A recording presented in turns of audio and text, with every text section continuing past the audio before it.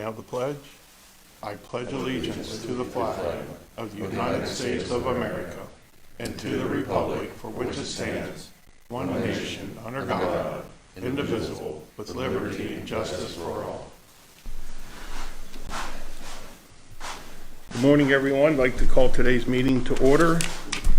We'll begin with the approval of minutes of August 10th and the 17th. I believe I was here for the 10th. Was it the 17th I was absent? So if you want to do them separate, I'll be able to vote on the 10th. There's a motion to approve August 10th. Motion to approve. Second.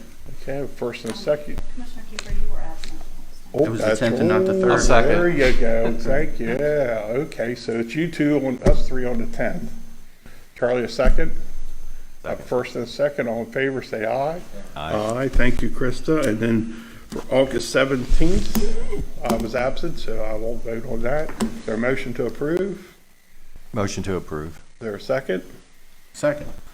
Okay, all in favor, say aye. Aye. Thank you. Thank you, Krista, for keeping us straight on that. Commissioner comments. Commissioner Kiefer, would you begin? Yes, just a couple things here. I forgot my list with me, so bear with me. One, I know there's been some discussion, and John, maybe our HR director can help clarify this a little bit.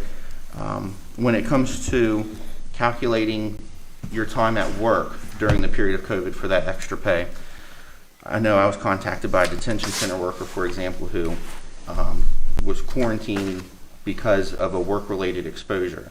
So I just wanted to make sure that it was the consensus of the commissioners, and that decision has been made, that if someone had to quarantine because it was a work-related exposure, we were asking them to work, and in their line of duty, they became exposed, that wouldn't count against their percentage of time at work. Has any more come out on that? Well, I think there may be two different things there. I think the one, if someone had contracted COVID on the job, so I think if that was the case, then that would not be counted against them towards their percentage determination. The quarantine is a different issue, and I don't, if Larry has any comments on that, but I think the one you sent me talked about someone who actually had COVID, but there's a question about if they're quarantined because they may have been exposed at work. I think that question came up too, right? Yes, so that question came up, and I addressed that with a particular leader who agreed. On the ones where they were sick, absolutely, that did not count against any of the premium pay.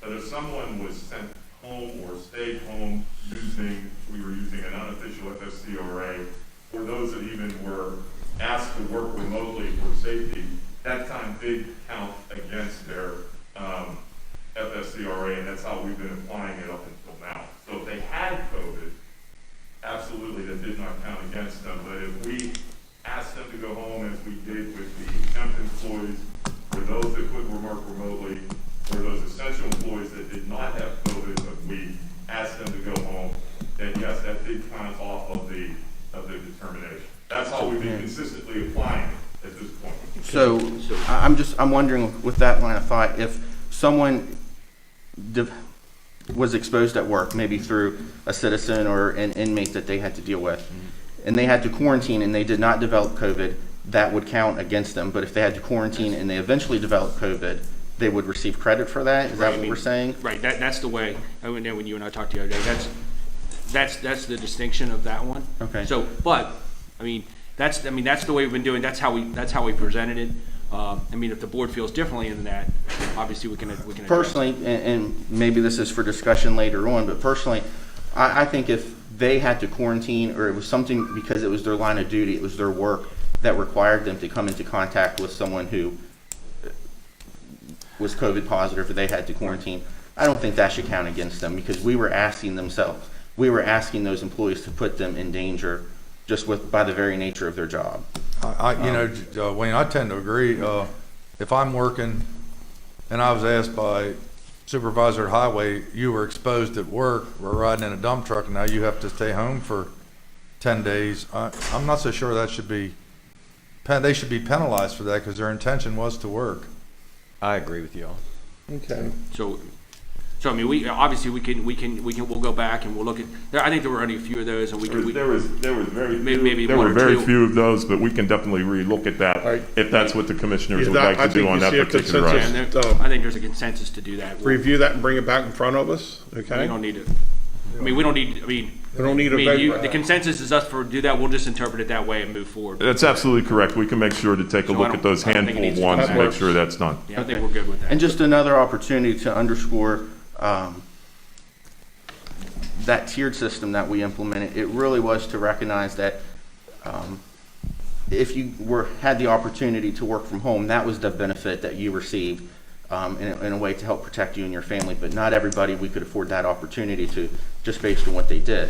So again, it's just really a way to recognize those who had to face the virus, the elements, and that's why we're recognizing those employees with a little bit more money in their pay. Okay, yeah, and you're right, I agree, and I think there is, I appreciate the comments of the commissioner. I think there is a distinction between someone who was on the job and had to go home because they may have had contact with somebody at work.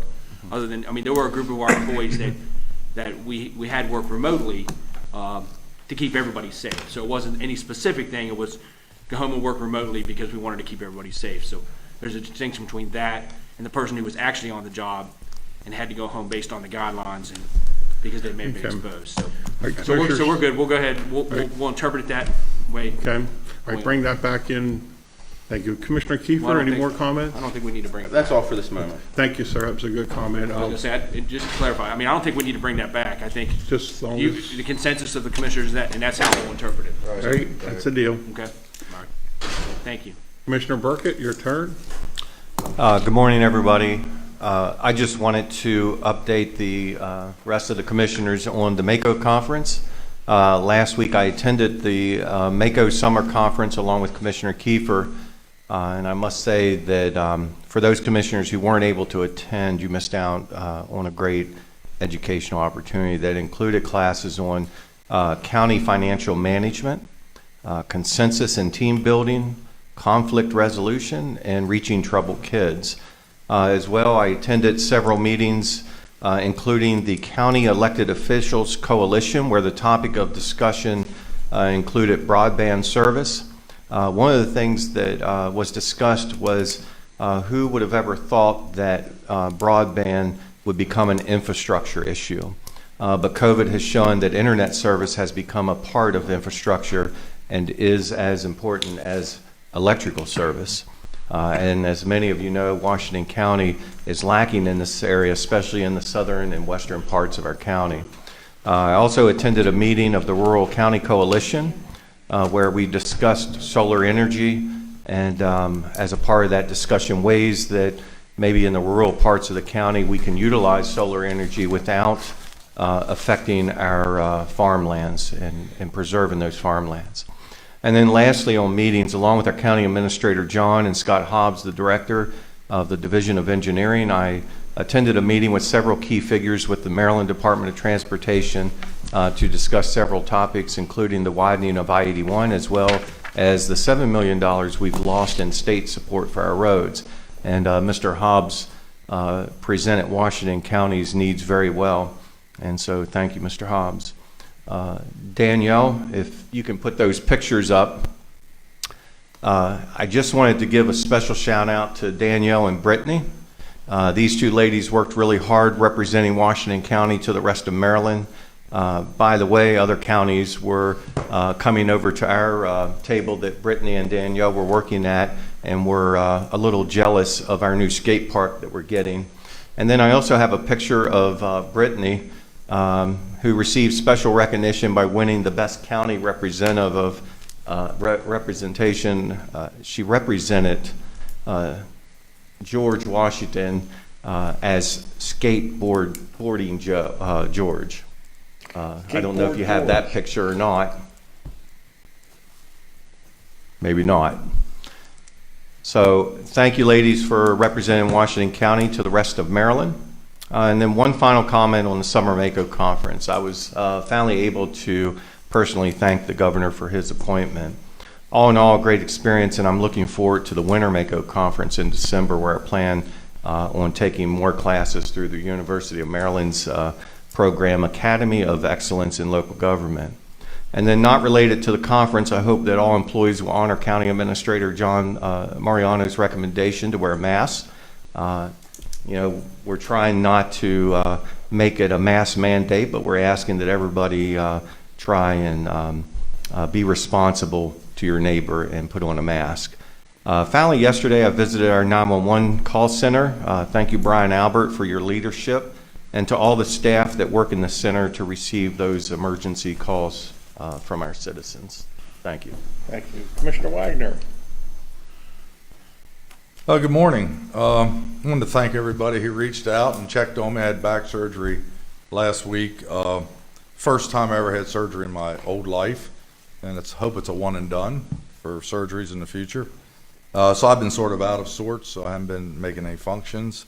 But I did hobble into HCC the other night for the 21st annual tribute to benefit the John and Teresa Barr Scholarship Fund. HCC did a wonderful job hosting.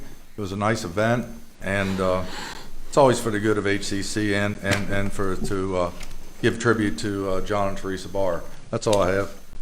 Thank you, Commissioner. I too also attended the tribute, and again, thanks to Teresa and John for their community efforts for over the years and the money raised for the scholarship fund. And then on Sunday, I did go up to Penmar Park, one of Washington County's best parks. It's a spectacular view. It was everybody's day. Want to again thank and congratulate Faye Powers for almost 5 decades of providing music up there and dance for our community. And that concludes my report. Next, we'll go to staff comments. Todd Moser, please come forward.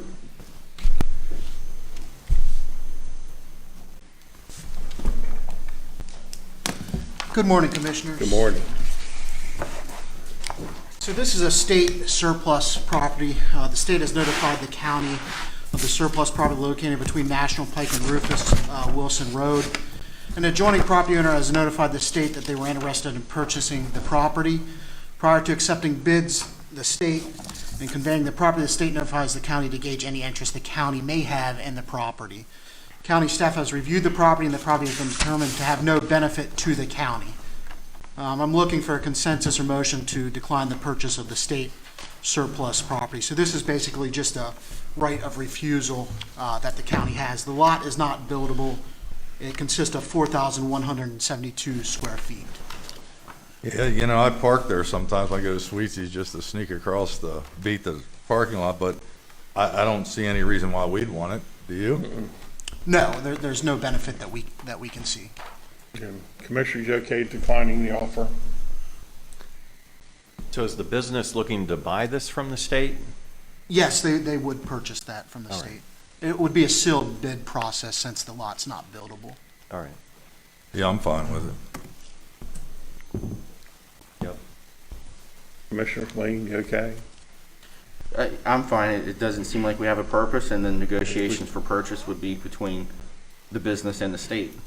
And it's an open bid process, but it's open to anybody to make the bid. This is a sealed bid. If it would be determined to be a buildable property, they'd do like a public auction. Okay. All right, there you go. You got your nods. Thank you. Thank you. Continuing with staff comments, I have Sarah Greaves.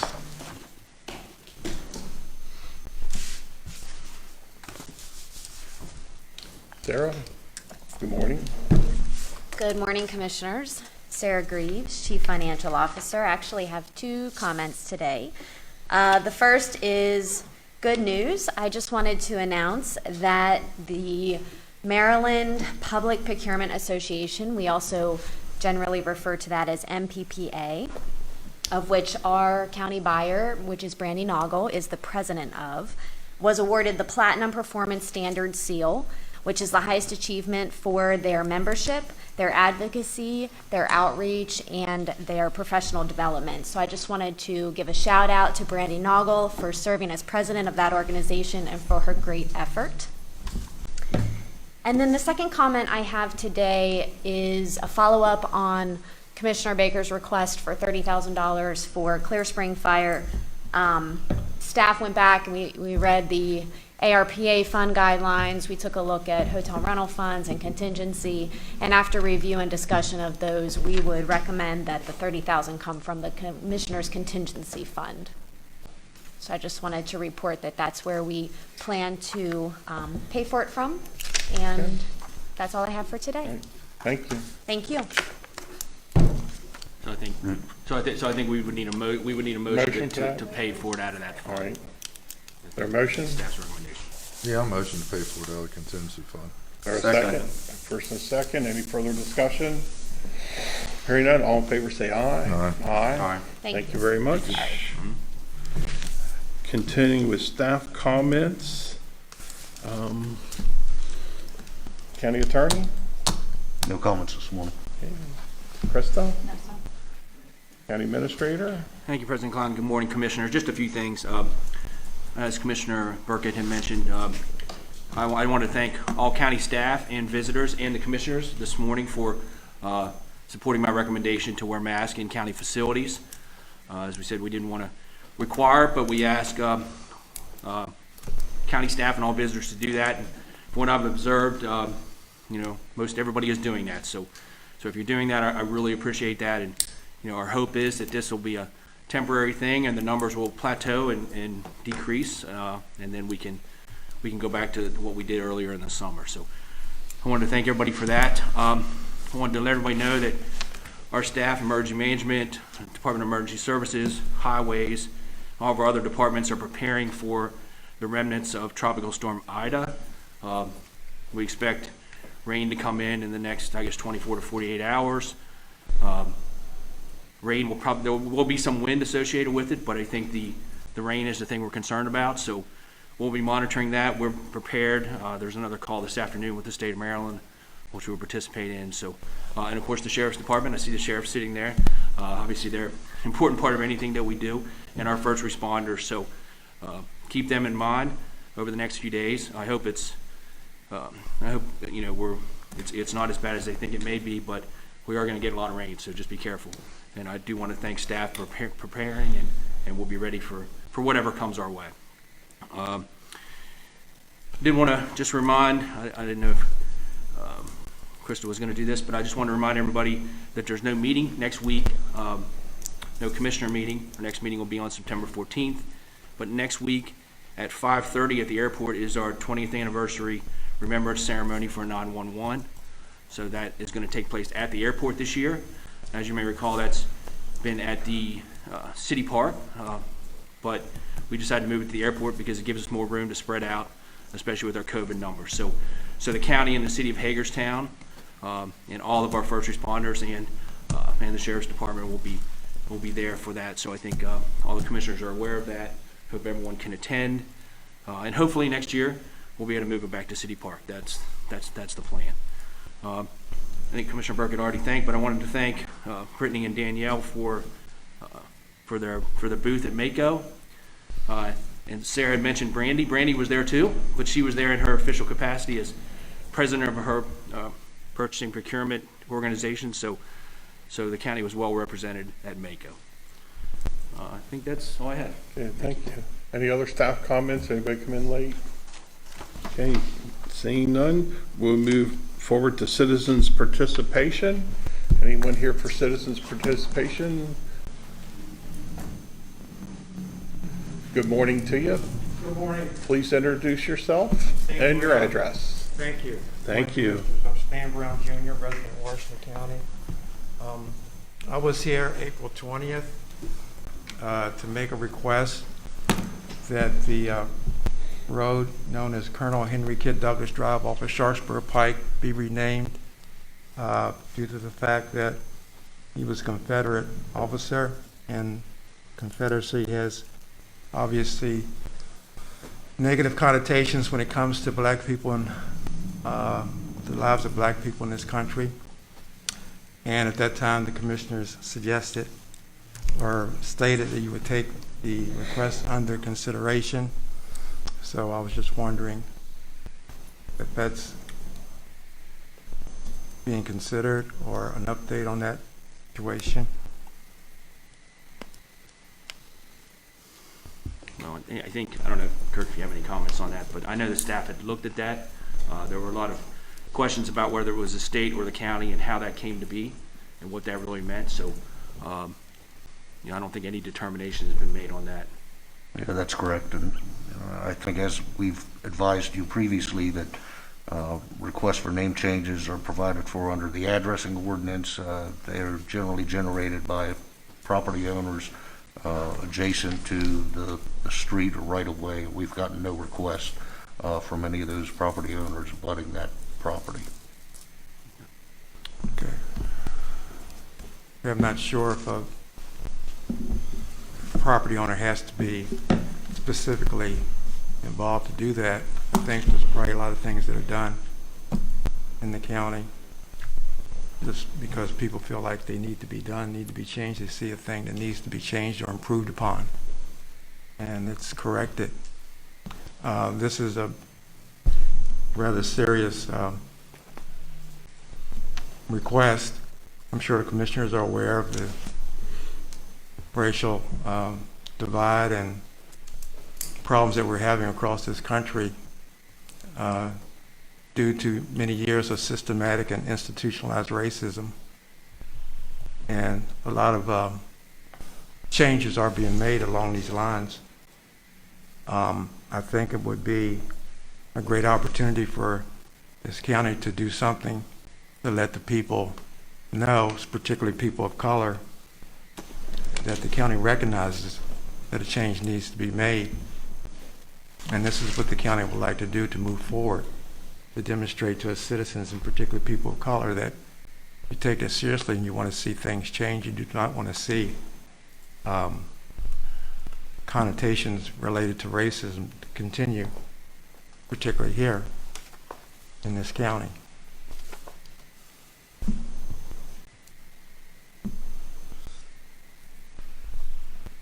Any other comments from anyone? Hearing none, thank you, Mr. Brown. Thank you. Are there any other citizens in the audience for a comment? Thank you for wiping, I appreciate it. You're welcome. Any other citizens? Next on the agenda is the proclamation for suicide prevention. Is Brooke Krebs? I see you there, Brooke. Would you please come forward and introduce yourself in the matter? And we have a proclamation.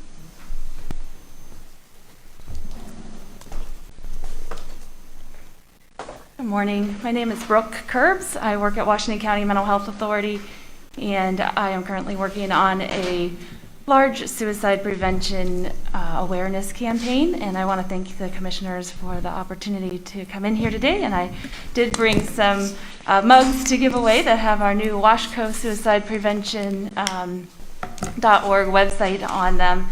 So it's just been a privilege to work on this project in this community and see, I think every group that has been approached to assist in the suicide prevention awareness campaign has been incredibly supportive, from law enforcement to Washington County Public Schools to the health department to the commissioners, gun shop owners. Everyone has met this campaign, just with a great willingness to help. And I think we all want the same thing of our family and friends in this community to be safe and happy and healthy. So thank you, Commissioner Klein, for the opportunity to come in here today. Thank you. Well, we have a proclamation. I'll present it to you, then commissioners will join afterwards for a group picture. Brooke, would you join me?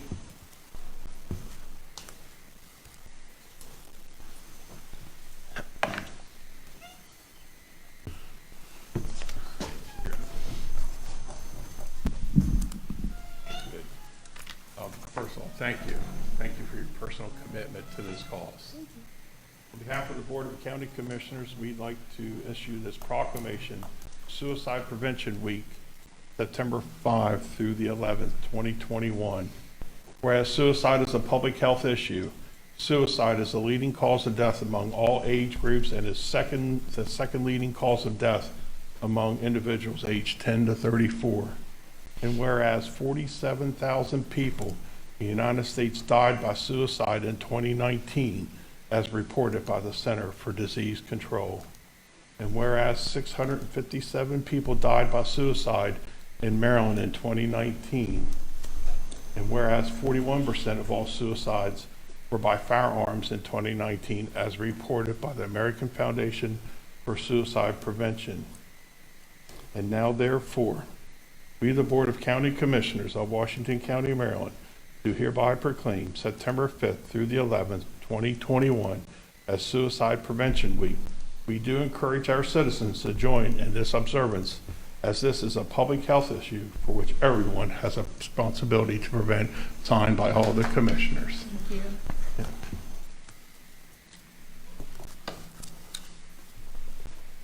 Okay, commissioners, would you join us up front for a group picture? Brooke, we'll head right over there to the center.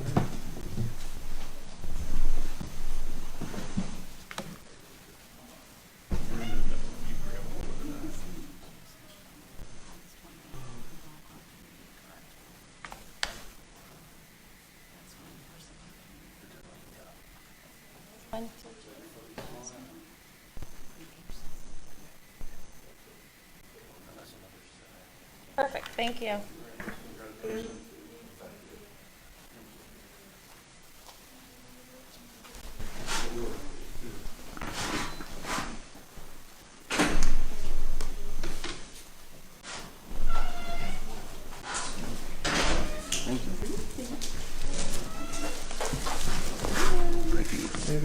Okay. Thank you. Thank you for all you do. Thank you. Next, Emergency Preparedness Month. Who's representing? Is that Brian Lohman? Brian and, Eric's here somewhere. Eric, please come up Yeah, I was front. gonna say, he's back there somewhere. Please have a seat and introduce yourself and a few remarks.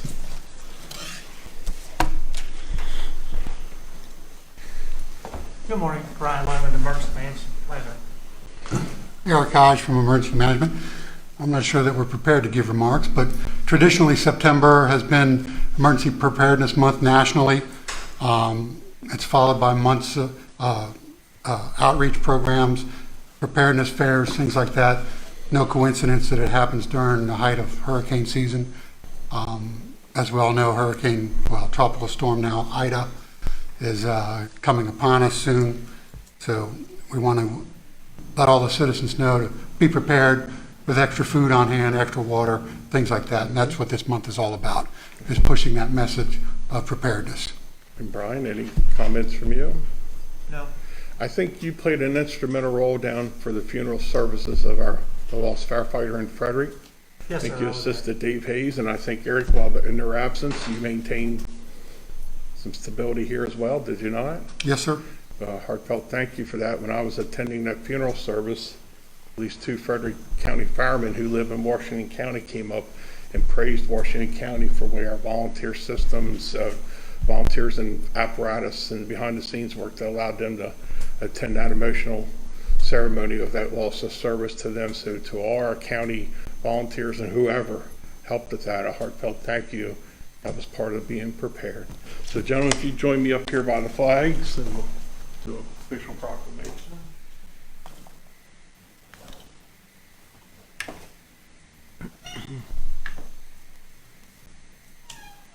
On behalf of the Board of County Commissioners, I'd like to present this proclamation for Citizens Emergency Preparedness Month, September 2021.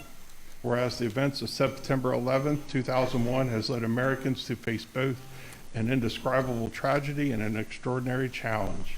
And whereas the President of the United States has called upon the citizens to make preparedness as a part of our daily lives. And whereas emergencies may come in all types, such as COVID-19 pandemic, natural disasters, and severe weather that's looming in Washington County today. Whereas the Washington County Department of Emergency Management has worked as a team with the Centers for Disease Control and Prevention and the Washington County Health Department to keep citizens of Washington County safe and informed during the pandemic. Now therefore, we the Board of County Commissioners of Washington County, Maryland, do hereby recognize the month of September 2021 as Citizens Emergency Preparedness Month in Washington County, and do commend the observance to all our citizens. Slide down this way, Brian. Can you guys hang on to that? Thank you. Commissioners, would you join you guys up front here? Hang on, that's yours. He's the tall one.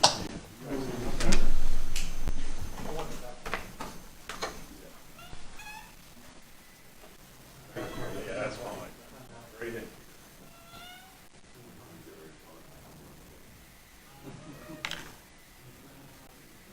All right, ready? 1, 2.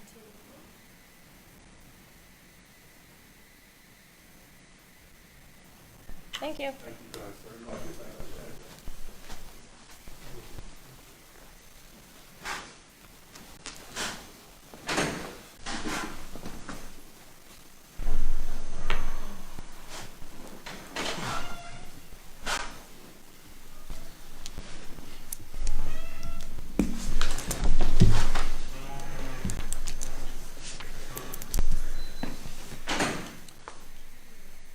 Next on our agenda is establishing a master deputy rank. Sheriff Lawndor, would you please already come forward? Introduce yourself in the matter. Good morning, Commissioners. Good morning. Doug Mullendorf, Sheriff of Washington County. This presentation also has the concurrence of County Administrator John Martirano, Chief Financial Officer Sarah Greaves, and HR Director Larry Etchison. So the staffing of the Washington County Sheriff's Office over the last several years has reached critical levels. We're down over 15% staffing in corrections and 10% staffing in sworn deputies. In hiring correctional deputies, we are competing against the Frederick County Detention Center and the Maryland Division of Corrections. We have already lost several deputies to Frederick County, and both the Frederick County Detention Center and the Maryland Division of Corrections have starting salaries that are $7,000 higher than ours. In addition, the Division of Corrections is offering $7,500 signing bonus to correctional officers who are hired for Washington County. We simply cannot compete with these agencies and are struggling to retain the correctional officers that we have, let alone being able to hire people. We're barely getting any applications for corrections, and most of those people wash out in the background process. I'm currently mandating deputies to work overtime to cover required posts on a regular basis, and we just simply cannot continue to do that. In hiring sworn deputies, we are also competing against the Frederick County Sheriff's Office and the Frederick City Police Department. I have lost several deputies recently to both agencies. In fact, one of our deputies with 3 years experience on the job here received a $14,000 pay increase the moment he started with Frederick County Sheriff's Office. Frederick County starts their deputies at $9,000 more than Washington County, and Frederick City Police Department starts their officers at $7,000 more than Washington County. In addition, with the legislative actions taken by the state legislature on police accountability last year, I'm losing a number of deputies getting out of law enforcement altogether. In fact, I just lost a 13-year sergeant because he just didn't want to deal with the issues. He felt that the risk was too high. And that particular gentleman was an accident reconstructionist. He was a leader of our civil disturbance unit, as well as being a civil tactical defense instructor. Therefore, I'm making the following recommendations to close the floodgates as much as possible and to attract new applicants for hires for the positions we currently have. I want to change from 5 years to 3 years the number of years that it takes to attain the rank of Deputy First Class. So currently, if you are a deputy, you have to be here for 5 years, and after 5 years, you'll automatically move to the rank of Deputy First Class.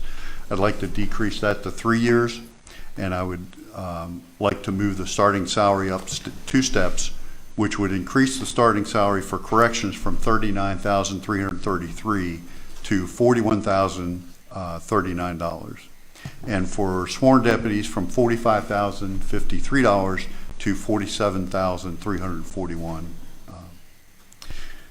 This also would increase the lateral hires, and a lateral hire is basically someone who's already trained in either corrections or as a police officer.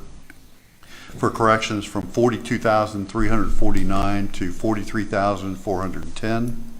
For sworn deputies from $48,526 to 49,733. While this isn't nearly enough, it's a way of starting to close the gates and to at least try to attract new applicants. Second recommendation is I'd like to create a master deputy rank between deputy first class and a corporal, whereas a deputy first class with 3 years as a DFC would be eligible to test for a master deputy. And it's a promotional process. It's not an automatic process. They must successfully test for the position and have satisfactory evaluations. And then only a master deputy would be eligible to test for promotion to corporal. I'm also recommending instituting the same $5,000 signing bonus that we give currently to sworn deputies to corrections. They would be required to sign a contract that would require them to work here for 3 years, or they would have to reimburse the county for the $5,000 signing bonus. In addition, I'm also recommending that we pay current deputies a $500 bonus if they bring us an applicant that actually gets hired, so that they become our recruiters per se, incentivizes our personnel to do their own recruiting. That's where we get the best candidates from anyway, and that will just give an incentive to them to be able to do so. Hey, Sheriff, I got a quick question. Yes, sir. So I'm trying to get through all this. Yes, sir. So basically, it is safe to say that this is across the board, even on the upper ranks? No, sir. It only applies to right now to the deputies and deputy first class. Okay, so a sergeant, no? No, deputy from sergeant on up through colonel, it does not apply. Is there a to. reason for that? I'm just curious. Well, because right now there's no room within the current salary scale to do that. One of my last recommendations is for the county to recommend a salary study in the next 12 to 18 months to look at the whole salary scale, because quite honestly, when you get into the upper ranks, the disparity between Washington County and Frederick County and the other agencies and the State Division of Corrections becomes huge. For a 10-year deputy, we're like $20,000 difference. Would it be safe to say that that this is being offered also in Frederick County, bumps to attract more officers there? Yes, actually in Frederick City, Commissioner, what they do is they have a 3-year breakout of what they plan to do with their salary schedule. So they bump all the ranks up every 3 years and they publish that. So there's kind of a strategic plan, so to speak, with regard to their salary structure so that everyone knows where they will be in 3. Well, as this doesn't seem like it to me, it would, not that I want to spend a bunch of money, it doesn't seem like to me it'd be adequate. It is not totally adequate, but I need to do something right now. I can't wait. I mean, it is that critical. Quite honestly, if I lose just even 2 deputies to COVID during this time period, Yeah. it's not uncommon, quite honestly, for a weekend to mandate 17 people to work overtime. I just cannot continue to do that. You know, it's, and I'm not going to give a political speech, but, you know, I know what you're going through because I read it and I see it every day. I mean, the police are under attack. Yeah. You're losing police officers. I'm sure you're covering part of Hagerstown. I'm sure you're covering the whole county all the time. Yes. I guess my only concern in this whole thing is, are we penalizing the people that's been there for a while and has earned rank? Are we penalizing them? Yes, absolutely. And, you know, if it were an ideal situation, we'd look at the whole salary scale and raise it immediately. Didn't think that would be practical at this point, so I'm just trying to at least retain the deputies, the lower working class that we have. But what's the odds of you losing a sergeant or a lieutenant or something going somewhere else? Have you lost any upper rank people? I did. I lost a 13-year sergeant. I've also, you know, people who are in the upper ranks are retiring as soon as they get their time in, which is not uncommon. It's occurring around the state, quite honestly. And you may have seen there's billboards in Washington County from Montgomery County, Frederick County, who are attracting our people. And for the money that they're paying, it's not uncommon for them to hire people away from us. I get one more question. I'll let the rest of the commissioners weigh in. Sure. How did you come up with these figures? With Sarah, I'm sure. Mm-hmm. And was this the utmost that your recommendation was, or could it be higher? Now, for what we're doing right now, this is the utmost we could do. Otherwise, you're going to Financially, start. by budget, is that what you're? No, I'm saying within the realm of deputy and deputy first class, because if I start going higher than that, then I'm going to have master deputies actually making more than corporals and sergeants. I get it. And so forth. So it's a compression issue currently. I get you. A comment first and then a question for the sheriff and Sarah. I've been on deputy ride-alongs. It's a difficult job before COVID, before the state of Maryland messed with some legislation recently and made the jobs and the personal lives of police officers even more difficult. One of the ride-alongs I was on, I had to hop out of the police car a couple blocks away because the shooting was involved and I couldn't be near that. So I got to see something, thankfully not too up close and personal, but I was pretty close to it. So I see the stress, the pressures that our police officers are put under, and it's real. Certainly is real. I wonder, could we use any of our, is it the ARPA funding or the federal relief funding to provide some temporary bonuses for, to bump up that bonus, the hiring bonus for new police officers or new detention center workers? You know, just like you mentioned with COVID, you know, your team is already so precariously close to being, you know, unsafe staffing levels, and the overtime that's mandated. Could that be a source of use for that money, the ARPA funding, to provide a slightly larger incentives, a new higher incentive? I would have to defer Because some of our to John shortages or are Sarah related to COVID. make that. I would like to take a look at the guidelines and get back to you on that one. Okay. I'm not sure off the top of my head. Yeah, that's what I was gonna say. I'm not sure if it fits in there, but we should definitely look at that if that's the commissioners are. Yeah, and I'm not sure that's not a good idea too, or maybe instead of 5%, 7%, or something a little, just to make sure this is adequate. I'm afraid it's not adequate. I agree with it's not adequate, but I didn't want to compress it so that, Okay, I mean, you know, if we're raising master deputy salaries to the point where they're making more than a sergeant. I mean, we have that I get it. that issue within. Couldn't we address that issue and raise those salaries too at the same time? 12 months for a salary study is great, but I think it should be faster than that. There's an immediate need to help your officers now, and I would support this, but even more. I'm certainly okay with that. Yeah, I was just gonna say, I know the sheriff recognized this, and he may have said this, I had to step out for just a minute, I apologize for that, but, yeah, we recognize that there are issues moving up, and I think that's what Commissioner Wagner was talking about.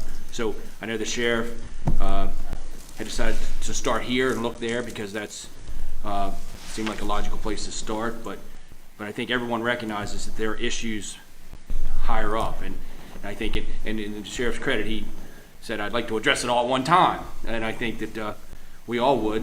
You know, I don't know what the cost of that would be, but there is an issue across the board. So if the commissioners would be interested in looking at that as well, we can work with the sheriff and work with his staff to. You know, one more comment. We talk about the sign-on bonus. So your issue's kind of twofold. It's bringing on new deputies and officers and people in your patrol division, detention, but it's also keeping those that you have. That's right. Could there be a retention bonus as well? And Yeah, I mean, I suppose so. If you stayed after 5 years or something, that we give you a certain amount of funds to do that. That's a possibility, absolutely. You know, one of the things I want to point out is, one of the things that gets us to this point is, right now what the county does is gives a step and then usually a 1 or 1.5% COLA. Well, it's only the COLA that raises the bottom line. And that's not good for even across the county government, because it does not keep our salaries competitive and relevant. And so we need to look at that process of the whole salary scale, even across the county, and look at how we can project out, say, 3 years, 4 years, 5 years of where we need to be in order to maintain that competitive nature. And by that, then it creates other issues depending on where people fall into that all those categories. So So what's your recommendation from this point on, right now? What do we do now? We can accept this as presented, but I want to address those upper level officers that you have. They also Yes. deserve compensation, so I don't want to wait a year. Well, and I'm good with that. What I would recommend is we go ahead and adopt this, and then I can have my staff take a look at, along with the county, John and Sarah and Larry, to take a look at where we can look at our upper ranks and be competitive with comparisons. I think Do it's kind of our own important to salary study. retain them as well as the lower ranked deputies. So how soon, I don't want it a year. How soon? I think we could come back within 60 days and have Commissioners, would that be acceptable? yeah, I mean, I think. Yeah, I guess. And I just want to recognize, I mean, I know the sheriff has recognized this, and there are some staff in your department that have some ideas.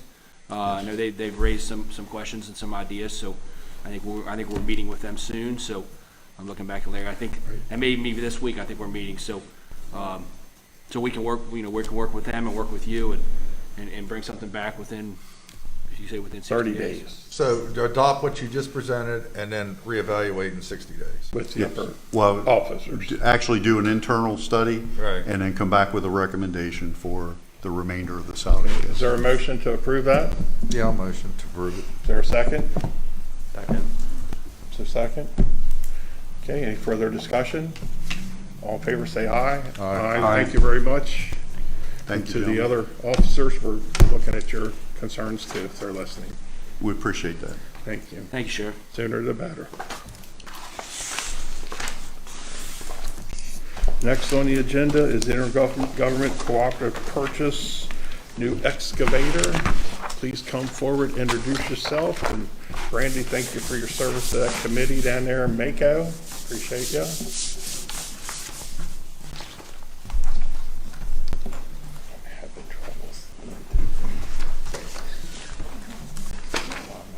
Brandy Nagelmeyer for the Purchasing Department.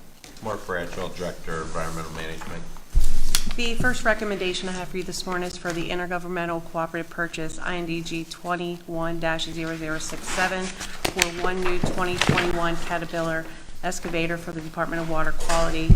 Move to authorize by resolution for the Department of Water Quality to lease purchase one new 2021 Caterpillar excavator for a total cost of $74,849.85, and to utilize another jurisdiction's contract, which was awarded by Sourcewell to Carter Machinery out of Baltimore, Maryland.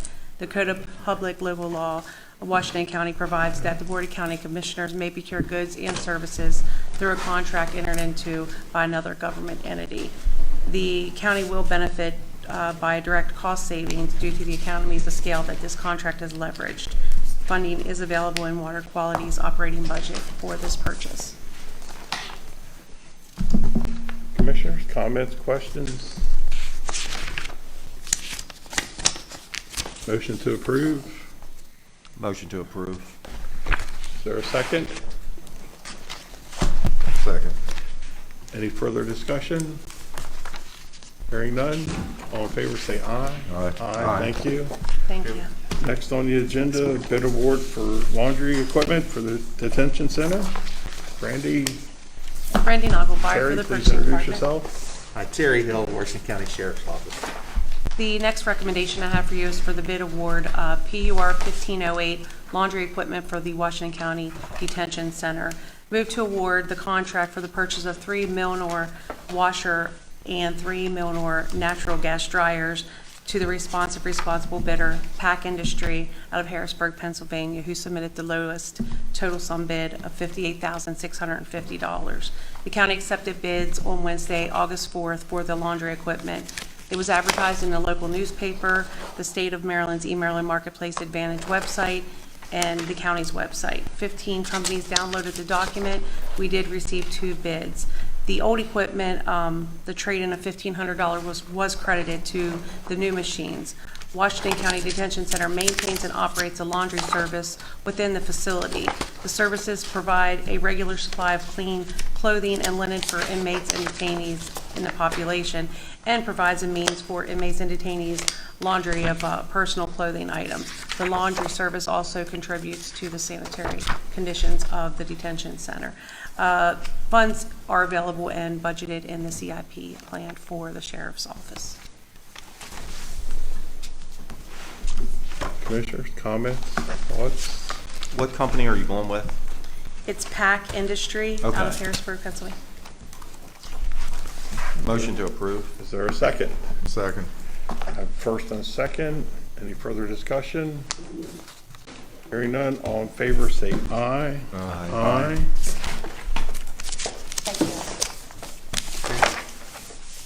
Next on the, thank you for wiping. Next on the agenda at 11 o'clock is a public hearing. Let's take a 5-minute brief recess and we'll begin the public hearing promptly at 11. Thank you. Agenda is a public hearing concerning requests by organizations to be added to the list of nonprofit organizations to which the Board of County Commissioners may contribute funds pursuant to 1-108 of the Code of Public Laws, local laws of Washington County, Maryland. The purpose of the hearing is to hear public testimony concerning the matter. The procedure is as follows. 1, we will first have staff introduce the matter, after which the hearing will be open for public comment and testimony. Each speaker will be given a maximum of 3 minutes to testify. Number 2, after everyone who wishes to speak has done, the hearing will close.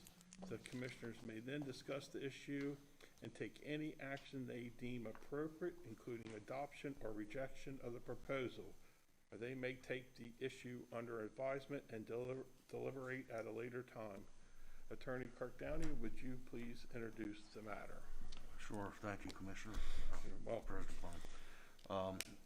As indicated, the Code of Public Local Laws 1-108 does provide that the county commissioners may contribute annually to the care, operation, maintenance, or capital expense of nonprofit organizations in Washington County if the amount is included in the regular annual budget of Washington County for that fiscal year. And the way that occurs is that a list is maintained by the county attorney's office of organizations that have made application for recognition under section 1-108 of the Code of Public Local Laws. The Code of Public Local Laws requires that the county commissioners hold a public hearing on the applications before any organization can be added to the 1-108 list. At this point in time, we have had 3 organizations make application to be included on the 1-108 list. They are Perhaven Incorporated, America's Hauling for Hope Incorporated, and Partners in Care Maryland, Inc. They have made application and provided supporting documentations to the county attorney's office. Those applications are in order, and their applications are now before this body for public hearing. Just a reminder to the commissioners, as I'm sure you know, that if these organizations are approved to be on the 108 list, that makes them eligible to participate in the community organization funding process, but it does not guarantee that they are awarded any funds or going to receive any funds as part of that process. And with that being said, it would be appropriate to open the public hearing to testimony at this time. Okay, thank you. I believe we have some representatives of the organizations here. We will now open the hearing for public comment. Anyone wishing to testify or provide information, please come forward, give us your name, address, and tell us what you'd like to know about your organization. That's okay. Sure. My name's Clint. I am Rawlings. I am the Executive Director of America's Hauling for Hope. We were established in 2017. Our main purpose is to bring awareness to those in need in Washington County and to offset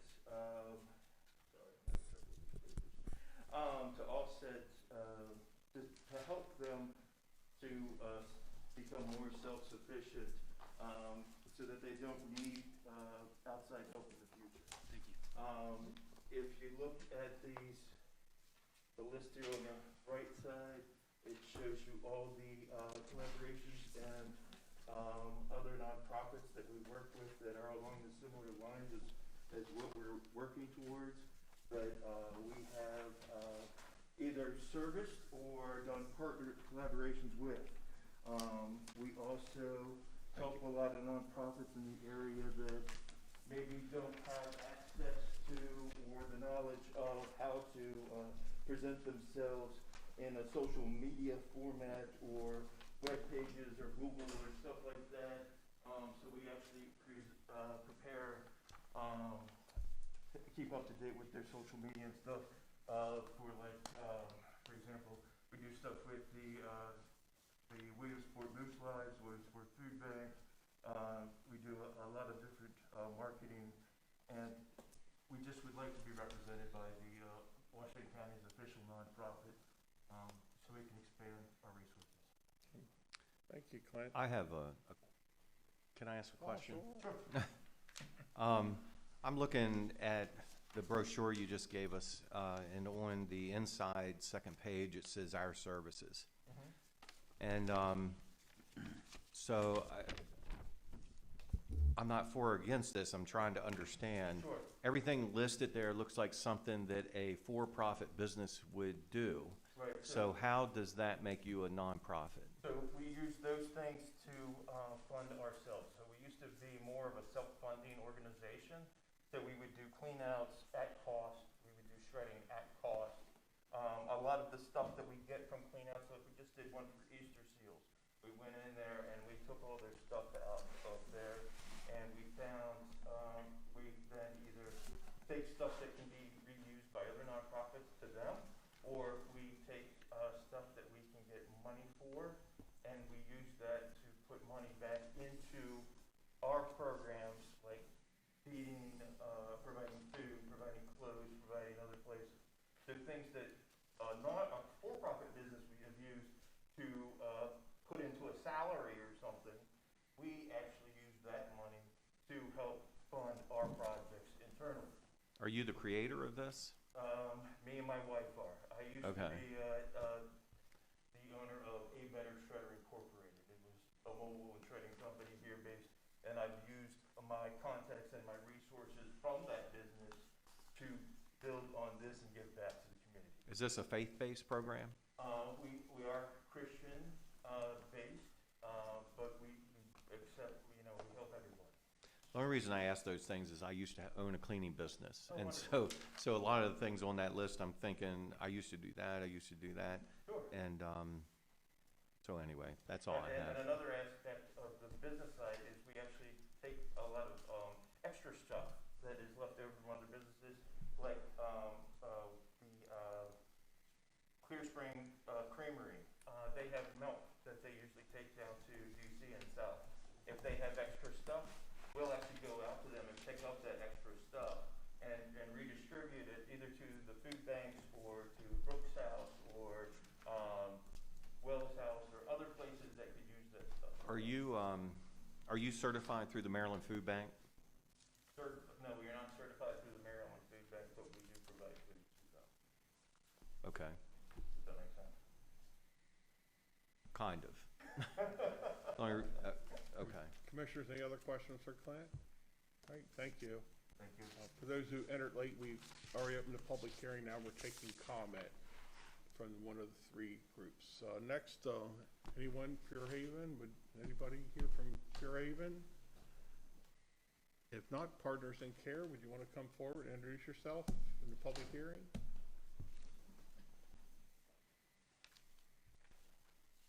Morning. Good morning. My name is Carrie Fair. I'm Deputy Director for the Community for Life program, which is a program through the State Department of Aging and Partners in Care Maryland. Hi, I'm Bud Otis. I am with Partners in Care. Honored to be here today. I want to bring you greetings from our office. I'm here because you've been chosen. We were discussing where to grow and where to outreach and expand Partners in Care beyond Anne Arundel County, the Shore, and Frederick.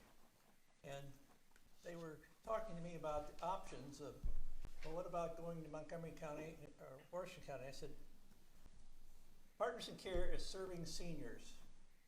I sat on the Transportation Committee for Frederick County when I was President of the Council. Frederick County can't get around to all the senior needs to get their people to the appointments. It's the largest county in the state. You are a very large landmass county too. You have a lot of rural citizens that have a hard time getting to the doctor's office or whatever, and if one of their family members has to take a day off work, go and take them. We provide that service free to our members. So it's a great service that I felt I wanted to share with you in this county so that you would have the same opportunities we're having in Frederick and be a part of that program. In our process of doing that, I wanted to find somebody locally who could run it for us, and that's when we came across Carrie Fair. So she is your local individual here. Is going to be running it for us. Has been for several weeks now. But we're here to answer any questions you might have and to let you know that we're here to help. We think it's a good service. It's a very successful one in the other areas and counties that it's been running. And we'd like to be a part of your program here and do what we could to help your seniors as well. Thank you. The services that we provide are transportation to medical and non-medical appointments, the salon, the grocery store, all those places that seniors need to get to experience overall well-being, as well as handyman services. So these are home maintenance and repair services that help keep the home safe, so that we're decreasing the incidence of falling, we're decreasing the incidence of other accidental injury.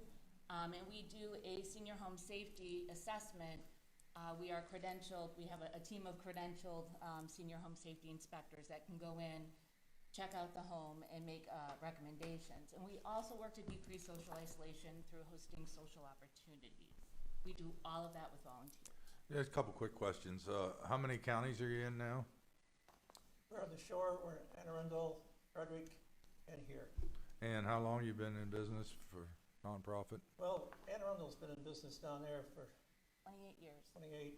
Frederick, about 20. Just for my benefit, I'm a senior living in South County. Actually, I'm a senior living in North End, and I don't have any way to I need your services. I need somebody to come to my house. What is the quick process and how much does it cost? So the Community for Life program out of the State Department of Aging is a fee-based program, but that rolls into the nonprofit just to sustain the program. There are levels that run from $80 up to $400 depending on the need. The Partners in Care Service Exchange program is exactly that. You give an hour, you get an hour. So people are encouraged to find a way to give back to the program and the overall system for Partners in Care while they receive their services. It doesn't have to be value for value. If you're getting a ride to the doctor and all you can do that day is address some envelopes for us, that's good enough for us. But the ride is free. But the ride, right. Okay. Commissioners, any other questions? Good, thank you very much. Well, thank you. Commissioners, any other questions? Hearing none, the public hearing is, are there any other comments? Yes, sir, please come forward and introduce yourself. Thank you. Stan Brown, Jr. I wasn't on the agenda for this, but. Okay, this is public comment time, so you're welcome, okay. sir. I'm on the board of directors of the Robert W. Johnson Community Center. So is there a way, place on the website where you can look to see if you're eligible for I think they're already on the there. funding? I don't know. I'm not aware of it. I think so. I think they're already there, but we'll find out for you. Okay. Yeah, I was going to say, actually, You're already on the list. Susan already. Oh, okay. Yes, you are. Very Okay. good. Thank you, Susan. Thank you, Mr. Brown. You're welcome. With no more public comment, the public hearing is now concluded. Commissioners, your comments, thoughts? If not, we can take action to approve 1, 2, 3, or all of them. What's your thoughts? Again, it puts them on the list.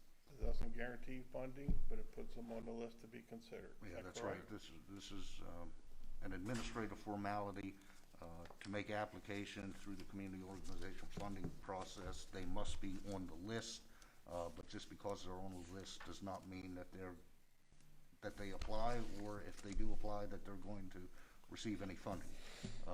But an organization cannot receive funding if they are not on the list. Motion to approve all three. Very good. Is there a second?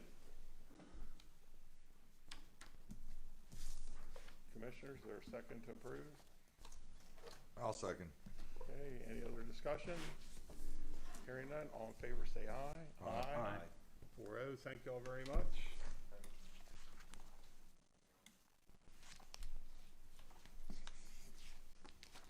Next on the agenda is community organization funding, service priority areas. Susan Buchanan, please introduce yourself in the matter. Good morning. Susan Buchanan, Director, Office of Grant Management, here to discuss and determine the service priority areas and eligible expenses for the fiscal year 2023 Community Organization Funding Grant Program.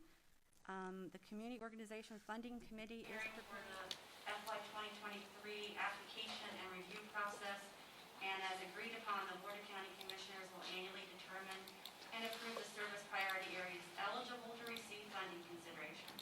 They will also set or approve the total available funding that should be dedicated to each established service priority area. In addition, discussion regarding allowing the eligibility of capital expenses will be revisited. These items were brought before the board on August 17th, and it was determined that each of you would like to have a little more time to consider the capital expense inclusion. So I'm back today, and just to do a recap, since it's been 2 weeks, I'll go ahead and read off the article for the presentation. Historically, the board has funded 6 service priority areas, which are arts and culture, domestic violence, families and children, recreation, seniors, and other. These service priority areas have encompassed and included all applications that we've received and has not excluded any organization from making application for funding. For the purposes of fiscal year 2023 consideration, I reached out to the county's chief financial officer, and she has indicated that $774,000 is available for distribution. This amount is unchanged from FY '22, and it is subject to adjustment as the fiscal year 2023 budget is discussed. It is the recommendation of the county CFO and myself that the amount of funding made available for each respective service priority area be set as indicated in the chart below on your ARF. Those funding amounts are the same as in FY 2022. They are arts and culture, $107,810. Domestic violence, $306,900. Families and children, $255,380. Recreation, $27,000. Seniors, $67,110. And other, $9,800. As previously determined by the board, the committee does have the latitude to move 20% between those service priority areas each year, but every year that funding amount will reset to the base amount. On October 22nd, 2019, the board considered the inclusion of capital expenses as eligible costs to the program. After discussion, it was voted against, but it was requested that the subject be revisited each year annually when I come before you in August to get the service priorities areas determined.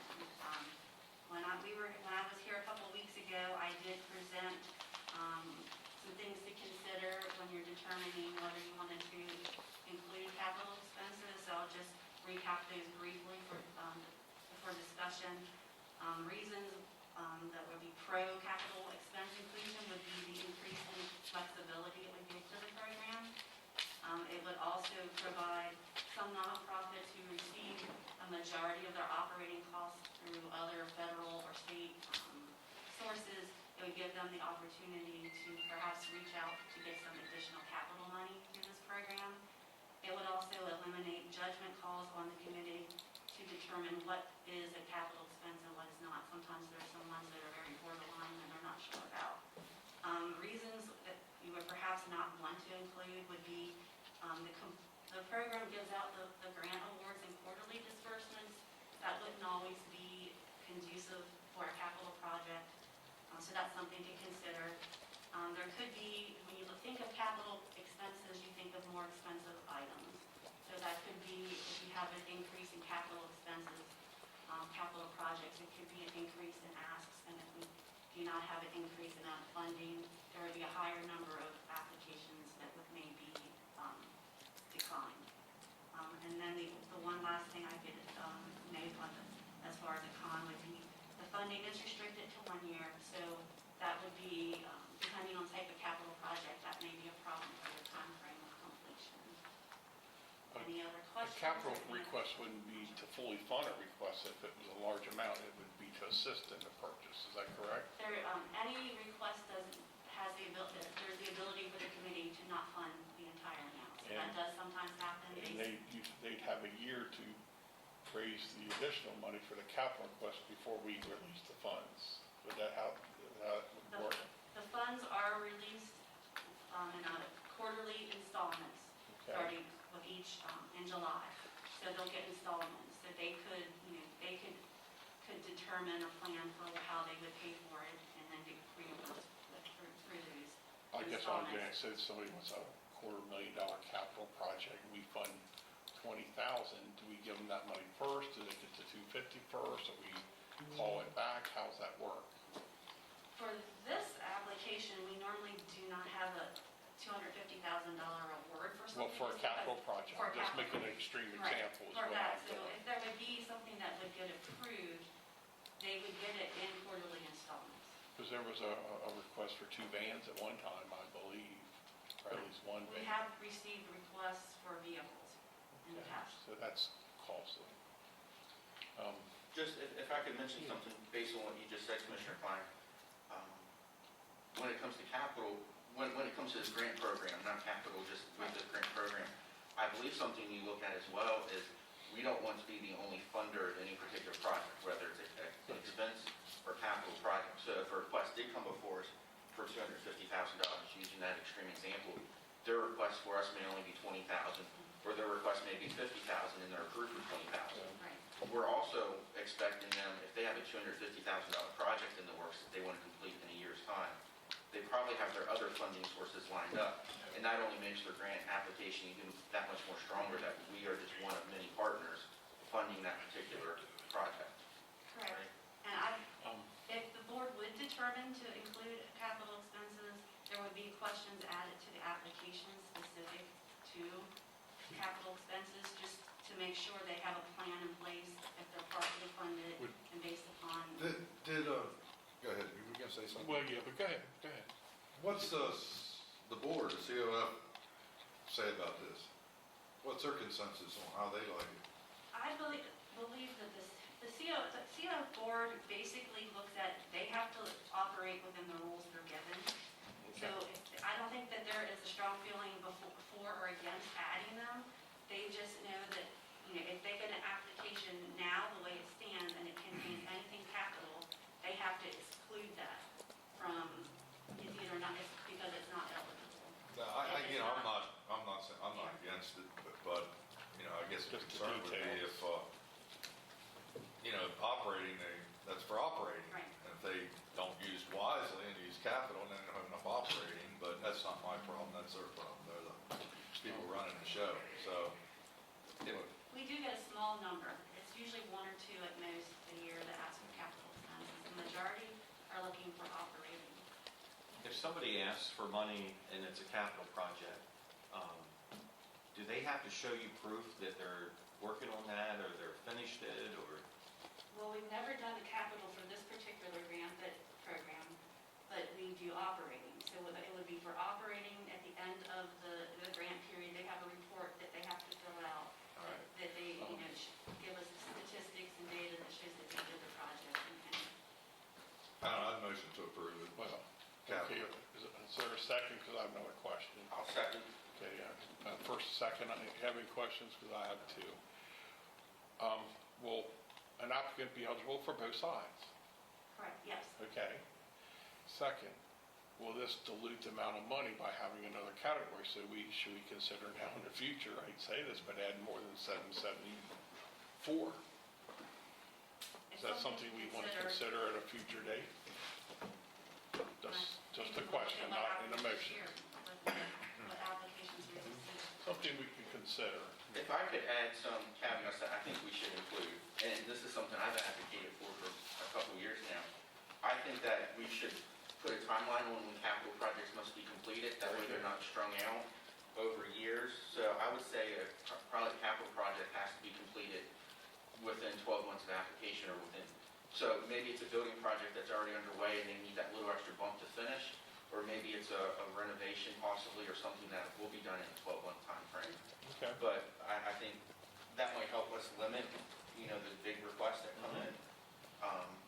And I would also say that no capital money should go towards like a building fund or an endowment of any sort, where it needs to be an actionable project that, is otherwise funded, or we're just closing that gap. I think that would be good. Commissioners, you okay with those additions to the motion? It makes sense to me. Okay, any other comments? If not, we have some additions. We have a motion on the floor. All in favor, say aye. Aye. Aye. Thank you very much. Thank you. Okay, thank you. Next up is Mr. Etchison, Investment and Retirement Committee, appointment of a commissioner.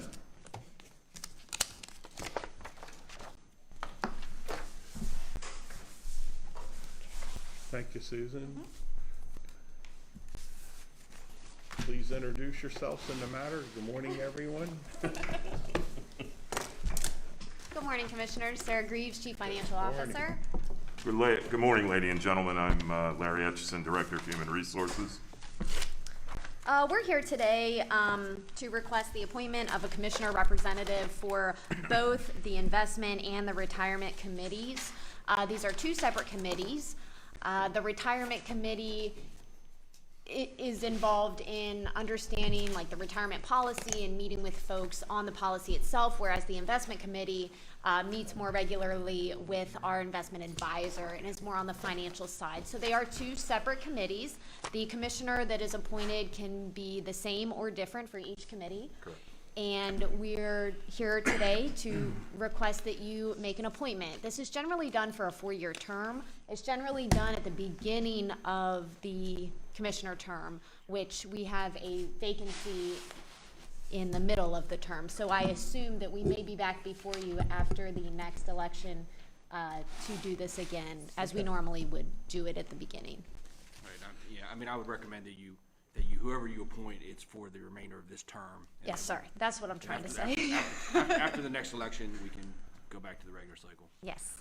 Hey, you look for a volunteer?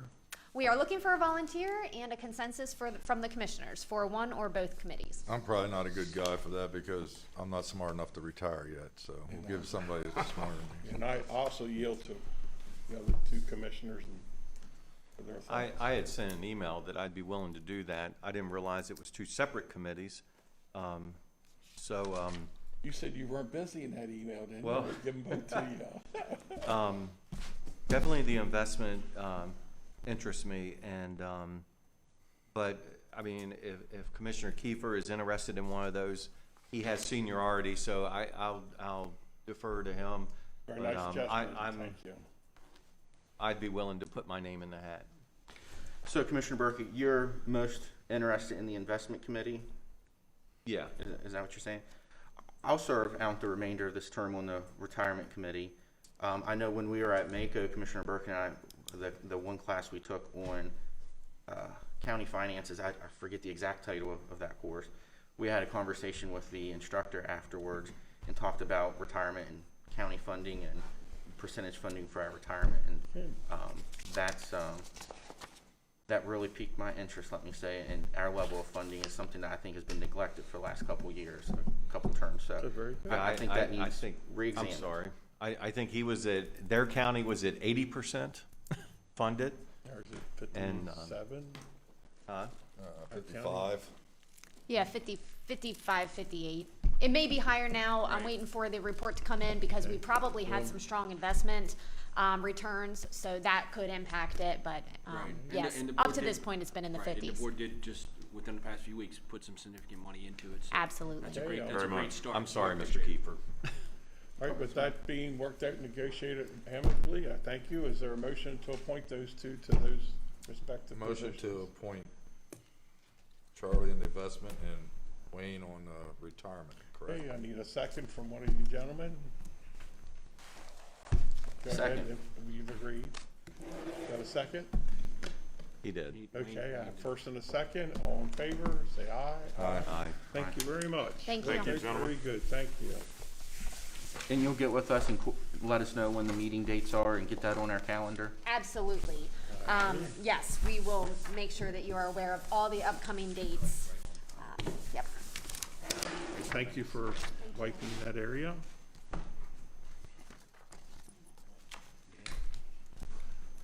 Next on the agenda is a public hearing concerning text amendment RZ-21-004 solar energy generating systems. Joe Baker, please introduce yourself and the matter. Good morning, everyone. Good Jill morning. Baker, Director of the Department of Planning and Zoning. As stated, we are here today to hold a public hearing on a proposed text amendment to Section 4.26 of the zoning ordinance, which relates to solar energy generating system, or SEGS for short. This amendment was requested by the Planning Commission specifically in response to the demand that we have been seeing for these types of systems out in our rural areas specifically. The concern lies with this committee in terms of its consumption of high-quality soils related to agricultural. They are defined as Class 1 and Class 2 soils per the National Resource Conservation Service Soil Survey for the county. The recommendation for this text amendment would be to add some language to that section that talks about, to the degree possible, to limit the amount of solar energy generating systems on these prime soils. As you are aware, just recently, you also received another text amendment to the same section relating to the specificity of having a duplicate zoning layer of both industrial mineral and in a priority preservation area. So that has now been adopted and approved within the ordinance. This is a separate sentence that would be added that basically puts the developers of these ZEGs on notice to say, when you're citing these things outside of our designated growth areas, to be very cognizant of those prime agricultural soils and to locate your services outside of those specific areas. We did hold a public information meeting with the Planning Commission, who has recommended approval of this request. We've also received a few written responses from from citizens and from, I believe, the Farm Bureau supporting this request. Other than that, I have nothing further to add. I'm happy to answer any questions unless you want to move into the... Let me, pardon me interrupt. I did neglect to read the opening paragraph, so I want to do that. You've already done the introduction, but I want to make sure I enter it into the record. Okay, the purpose of the hearing is to hear public testimony concerning this matter. The procedure is as follows. We will first have staff, which you've done, thank you. After the hearing will be open for public comment and testimony. Each speaker will be given a maximum of 3 minutes to testify. After anyone who wishes to speak has done so, the hearing will close. The commissioners may then discuss the issue and take any action they deem appropriate, including adoption, rejection of the proposal, or may take the issue under advisement and deliberate at this date. Jill, thank you for the introduction and my preliminary discussion of that. We will now open, no more introduction. We will now open the hearing for public comment. Anyone wishing to testify, please come forward, give us your name, address, and what you'd like for us to know. Is there anyone here for public comment? Seeing none, hearing none. Do the commissioners have any questions? I just had one comment. So to summarize this, basically, this is what we're putting developers on notice with solar generating, but the real bottom line is if it's depending on generating capacity, they don't have to listen to our recommendation because the Public Service Commission will be the final say. Is that correct? Anything above 2 megawatts would go to the Public Service Commission for the CPCN, yes. Just wanted to sort of clarify that it don't yell at us if Public Service Commission takes Class 1 soils and lets somebody put a bunch of generating. Yeah. Commissioners, any other questions? But also, to piggyback off of that, we are establishing what our own county preference would be when it comes to the Public Service Commission. Although they have the final say, I think our belief was they may be looking to the counties to kind of set that base suggestion up as to where we feel would be good locations for solar, maybe bad locations for solar. Yes, the Public Service Commission to date has always taken under consideration the county's comments and policies. For example, the priority preservation areas and the rural legacy areas, so far, we've seen support of people staying out of those areas because they felt as though the Public Service Commission likely wouldn't approve those because we already have policies set in place. So this would be very similar to that if we set a written policy to say we don't want them in these areas, that would be something that the PSC should give deference to in terms of their review and determinations. Okay. I think being a rural county, anything we can do to strengthen our stance on solar is a good thing. Very good. All right, any other questions? If not, the public hearing is now concluded. Commissioners, any more questions? You could wait and take action later, or you could take action. Motion to approve. Motion to approve? I was going to say, why don't you come to a consensus? We'll prepare the final documents. Very good. They can't take effect until 10 days after the hearing in any matter, so we'll prepare the final documents for enactment. It looks like there's a consensus to approve, and we'll bring them back at our next meeting. So that's a consensus to approve. Is everybody okay? Yes. All right, thank you very much. Thank you, Commissioners.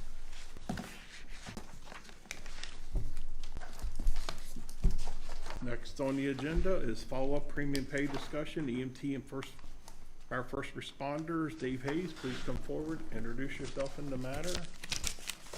Commissioners, as you know, this issue arose after the discussion a few weeks ago related to premium pay for county employees. I met with Dave and Sarah. We wanted to put it together, put it on the agenda for your discussion, and we do have some thoughts about some possible things that you could do today. Good morning, Commissioner. Sarah Greaves, Chief Financial Officer. And David Hayes, Director of Emergency Services.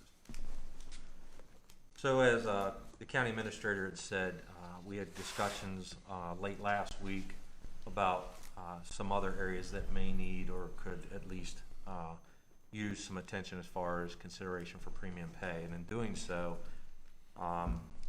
we've worked with the volunteer companies, and basically they have a myriad of corporation employees that are not county employees but do the same job that any county employee would have done, specifically in the emergency service community.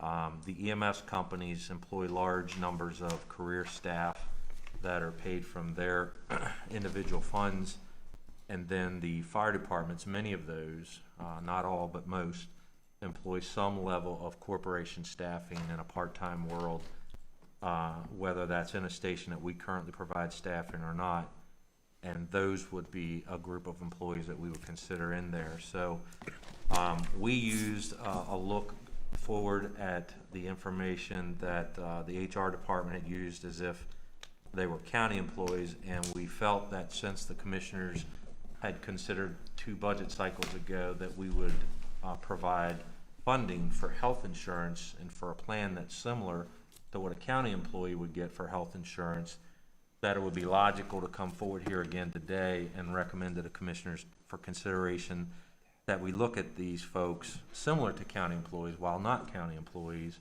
and use the same funding formulas for that group of employees, which would be the $5,500 for a full-time and the $4,125.50 for a part-time, attaching the same criterion as far as if you had time off that was COVID-related or daycare or any of those kind of things, in the exact same manner as a county employee would have qualified, that those formulas be applied as well.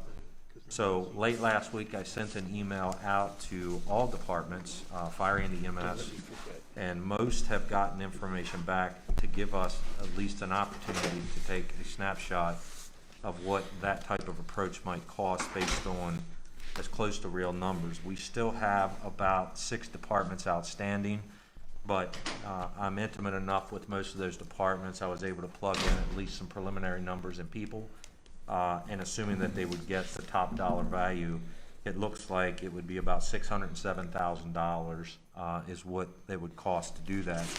And again, that's assuming that full-timers get the full $5,500 and there's no reductions there. The part-timers, I was able to break out with the information I've got what they would get less than the $4,125.50. So the fiscal impact to the county would be roughly $607,000. I want to strongly emphasize that there is still a lot of granular work to be done here till we could get to a point where Sarah, myself, and John would be able to say that this is exactly what this employee is going to get.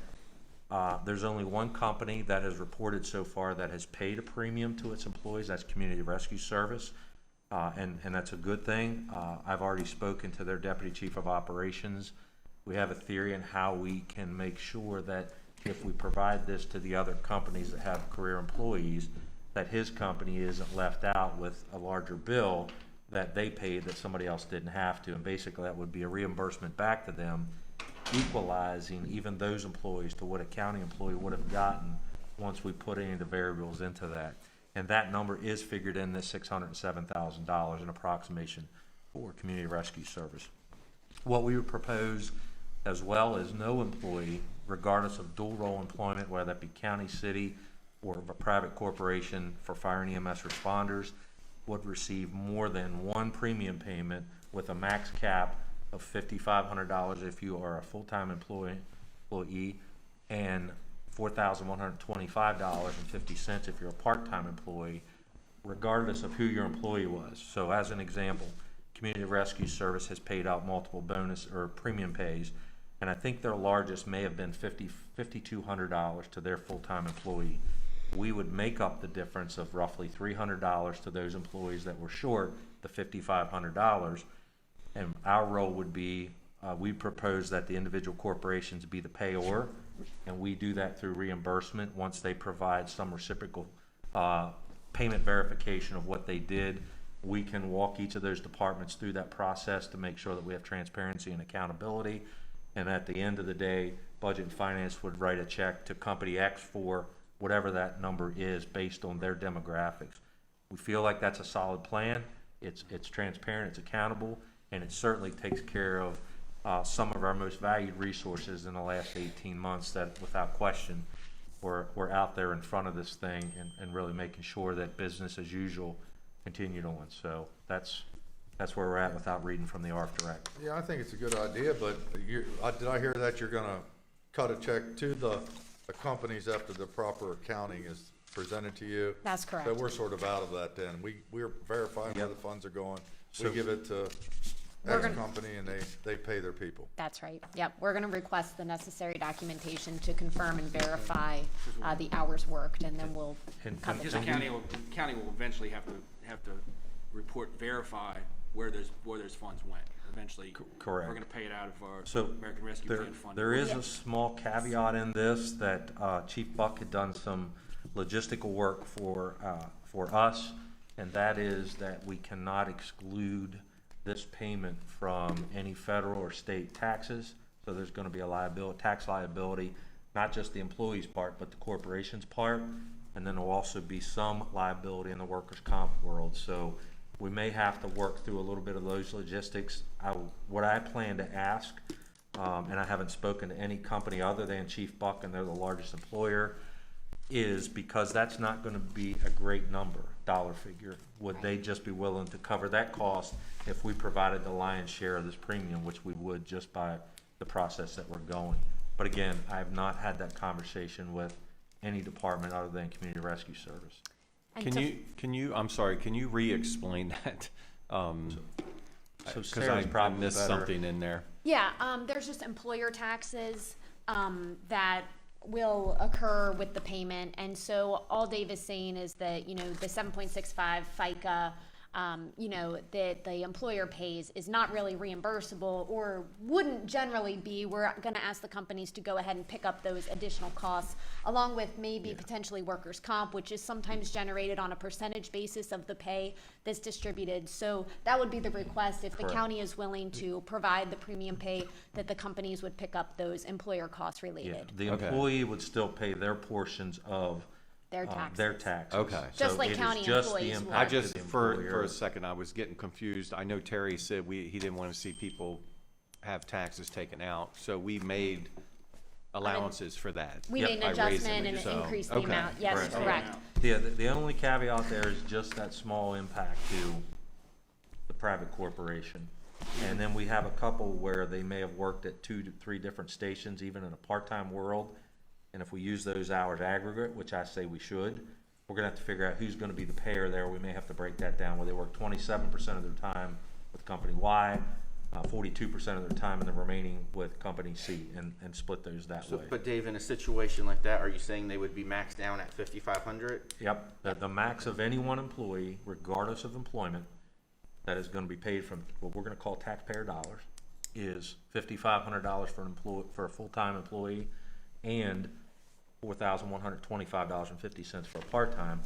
One caveat, we're not looking to break out that $500 volunteer pay. I think it's far too complicated, and they did that in a different capacity, so I think it's still right to reward that. And that's just, again, you can certainly go wherever you feel, but I would make the recommendation that this is where you're getting a paycheck. Okay, so my to speak. question, there's no written suggested motion.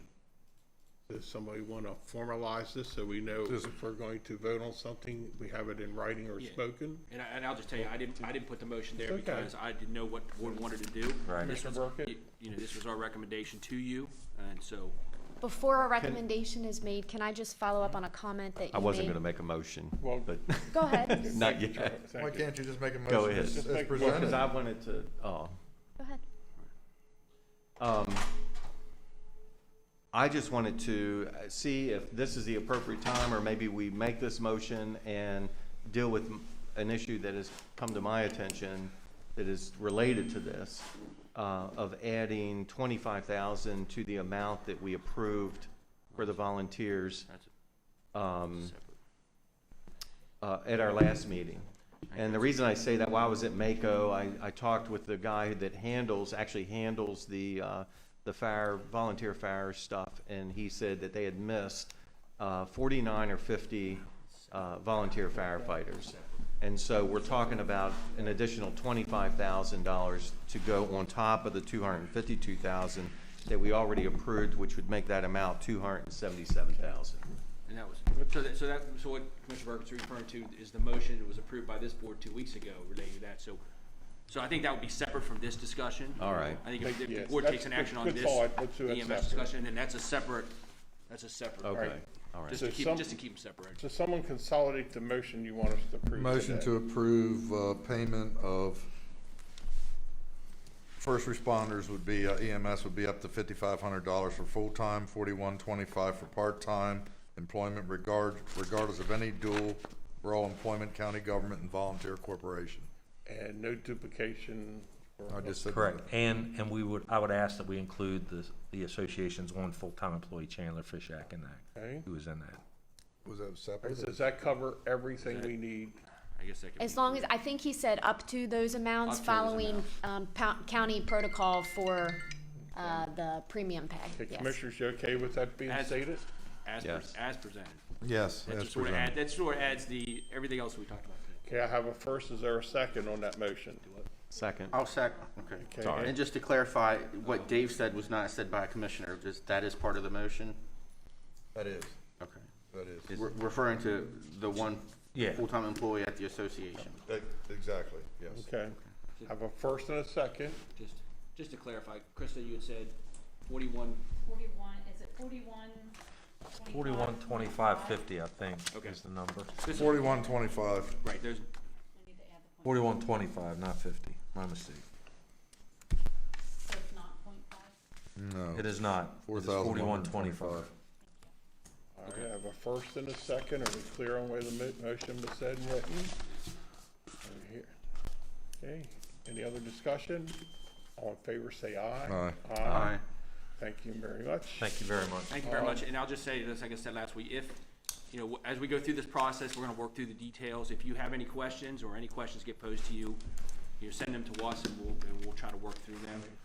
Even though we've tried to anticipate all these things as we did last. And 2 weeks because, ago. yeah, there are such stringent requirements with the ARPA funds, there's probably going to be some verification up front to get the payment, and then follow-up verification that the payment went to certain individuals, so. Okay. Just But yeah, wanted to but if follow. you get questions, please contact us. We'll work through it. Okay, and addressing Commissioner Perkins' comments, would now be the time to do that? Is that okay? The additional? Sure. So go ahead, you have the floor. Can I make the motion that we change the amount that we were going to give to the local volunteer fire department from $252,000 to $277,000? Okay, is there any other second, is there a second, excuse me? My second. Okay, first and second, is there any other discussion? Hearing none, all in favor say aye. Aye. Thank you all very much. Thank you. And that, Thank you and to our that- emergency and that was just- responders. That was because there was about the number of people we're talking about. Yes, yes. Yeah, we didn't increase the number, we reduced the amount, individually. Okay, next up, revised safety committee bylaws. Larry Etchison, please come forward. Brian, hey, Brian, how you doing? Hello.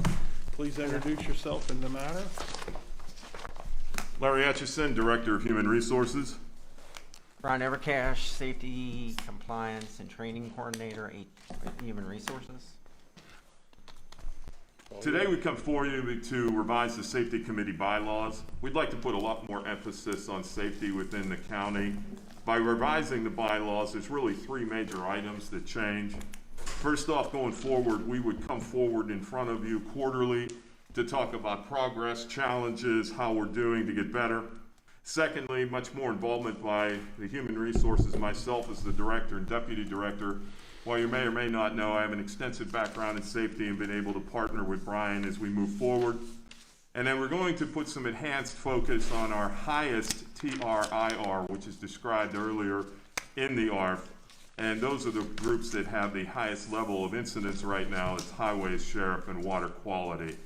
So it's our goal here to really revitalize, re-energize, and move safety from currently is primarily reactive into a full proactive manner. And the start of that is the foundation of this revised safety committee bylaws. Yeah, and let me just say, I appreciate the effort because we've had discussions about safety, and one of my things that I'm really focusing on is safety, and I know that's what Larry is too, and I know that's what Brian is too, and our employees, and we want them to know that we will support them in that, and this is one of the ways we can do that by having the safety committee re-energize it and really focus on the safety of our employees. So, Thank you very much. thank you very much. And Thank you. So I'm in full support of this. So. Very good. Motion to approve. Motion to approve. Is there a second? Second, may I ask a question? Yes, sir, you When may. it comes to the voting members, this is a brand-new committee, right? Yes. Yes.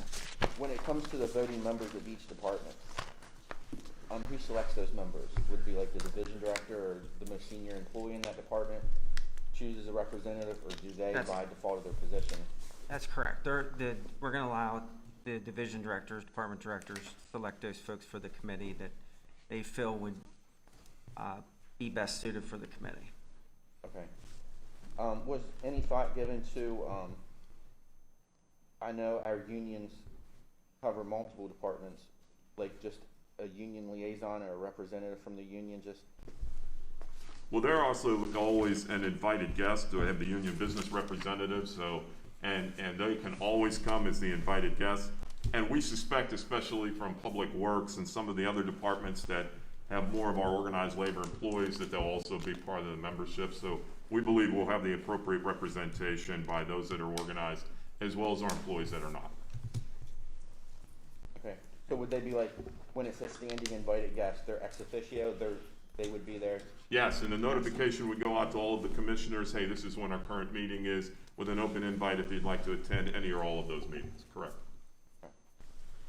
And just to clarify, I mean, the county's always had a safety committee of some sort, so it's new because we're re-energizing it and refocusing it, but the county has had a safety committee for a long time, so. Yeah, and we also want the departments to support it and make sure, almost make it mandatory that these folks attend the meetings, take the information back.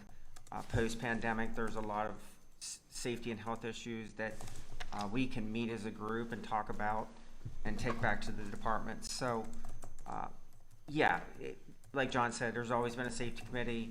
The union's always been a part of that, and I certainly support that and welcome that. Okay. Does the county currently have like an incentive program for number of days, accident-free type thing? Or? Well, most of that is kind of went away, sir, because OSHA got away from being able to do that. You cannot actually reward based off that any longer. We are looking at, when we get the safety committee going, that you can start to reward other types of activities, such as we've went so long or we've had so many safety inspections. They focus more on any kind of incentive program to be on the activities, not on the results. The reason for that is they believe that if you put it on the results, folks would be inclined not to report a safety incident because it might hurt them financially or their team. So that would be something we would have to move forward on as we go into the committee. But it's a great process, and hopefully in one of our quarterly meetings we'd be able to bring something forward on that. Okay. Commissioners, I have first and a second on the floor. Is there any other discussion? Hearing none, all in favor say aye. Aye. Aye. Thank you very much. Thank you all.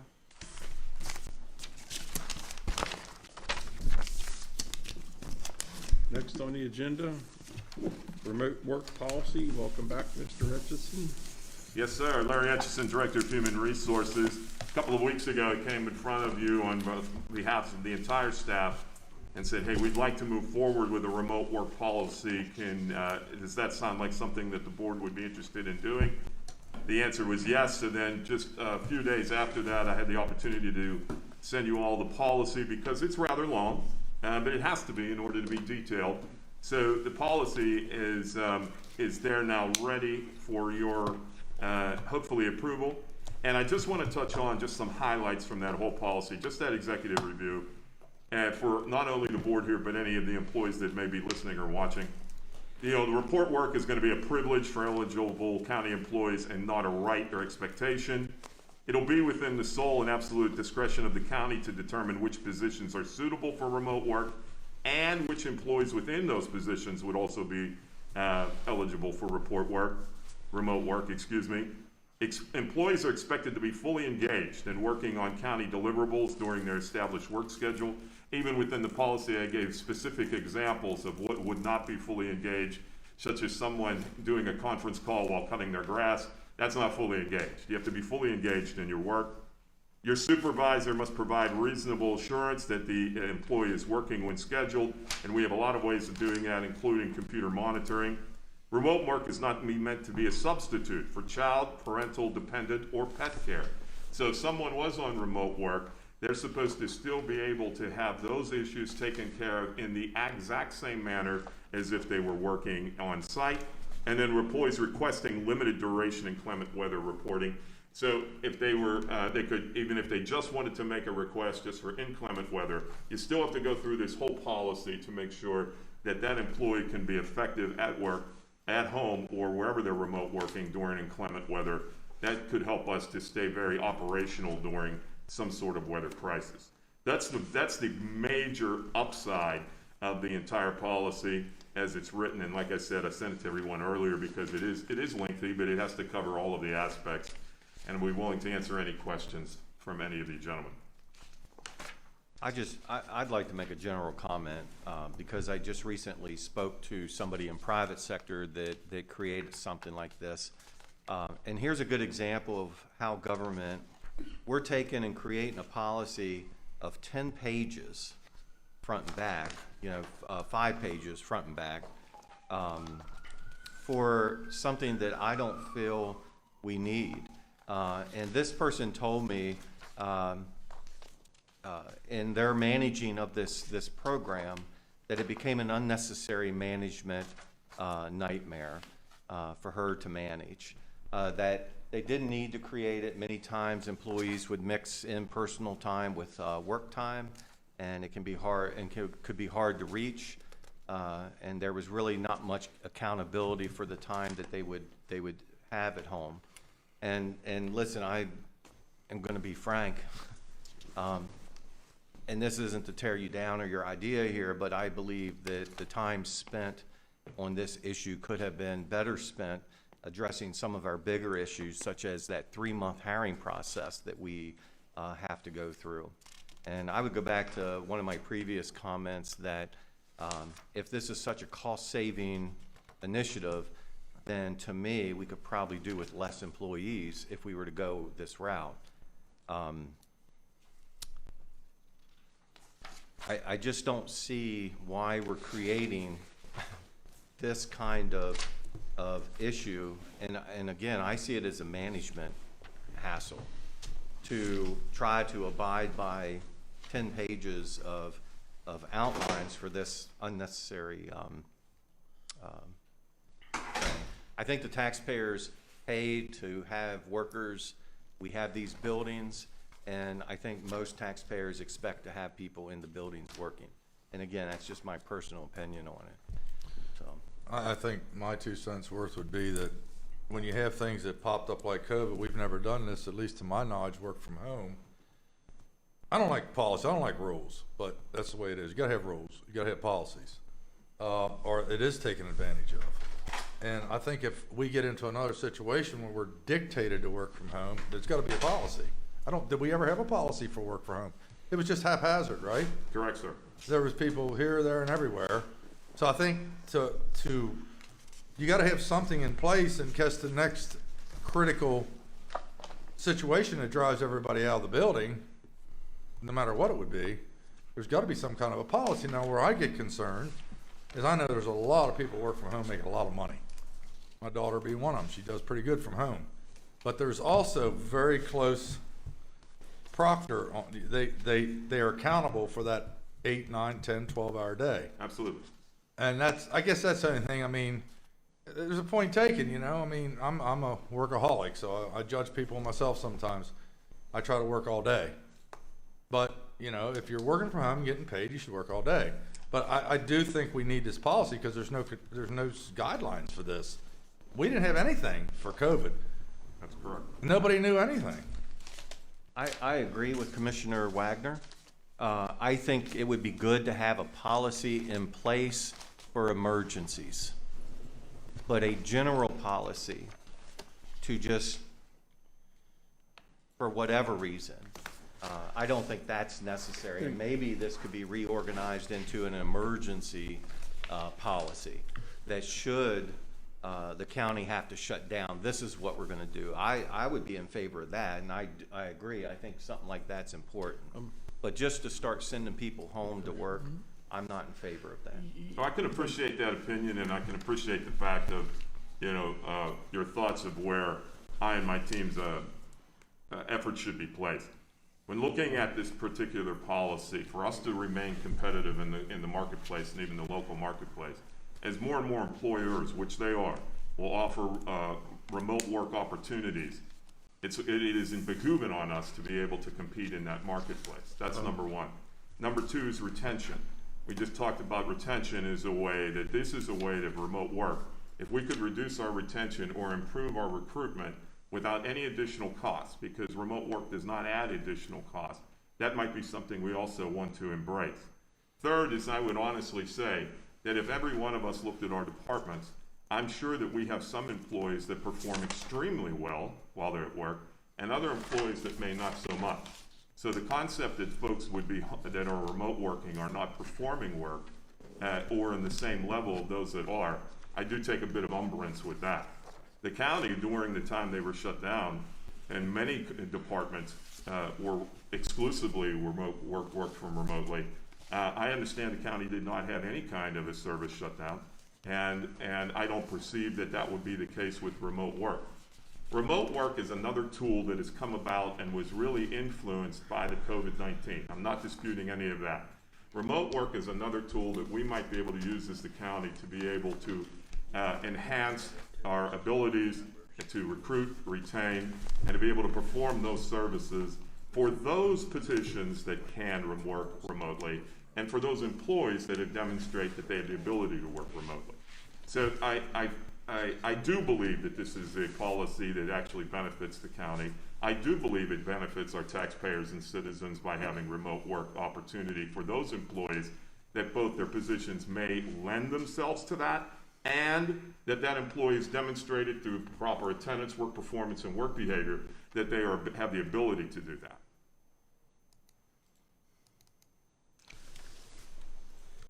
What You I was just going said to a ask, lot, Wayne, go ahead. Go ahead, I think you. What I was going to ask, just because we have a remote policy doesn't mean all of a sudden 200 employees start working on remote tomorrow, correct? That is correct, sir. It's basic, exactly in the policy. So who decides that? The directors and managers based off of and again, it's part of the 10 pages, but it actually has the criteria on selecting the employee who would make the request and making sure that that employee and that position work appropriately with that.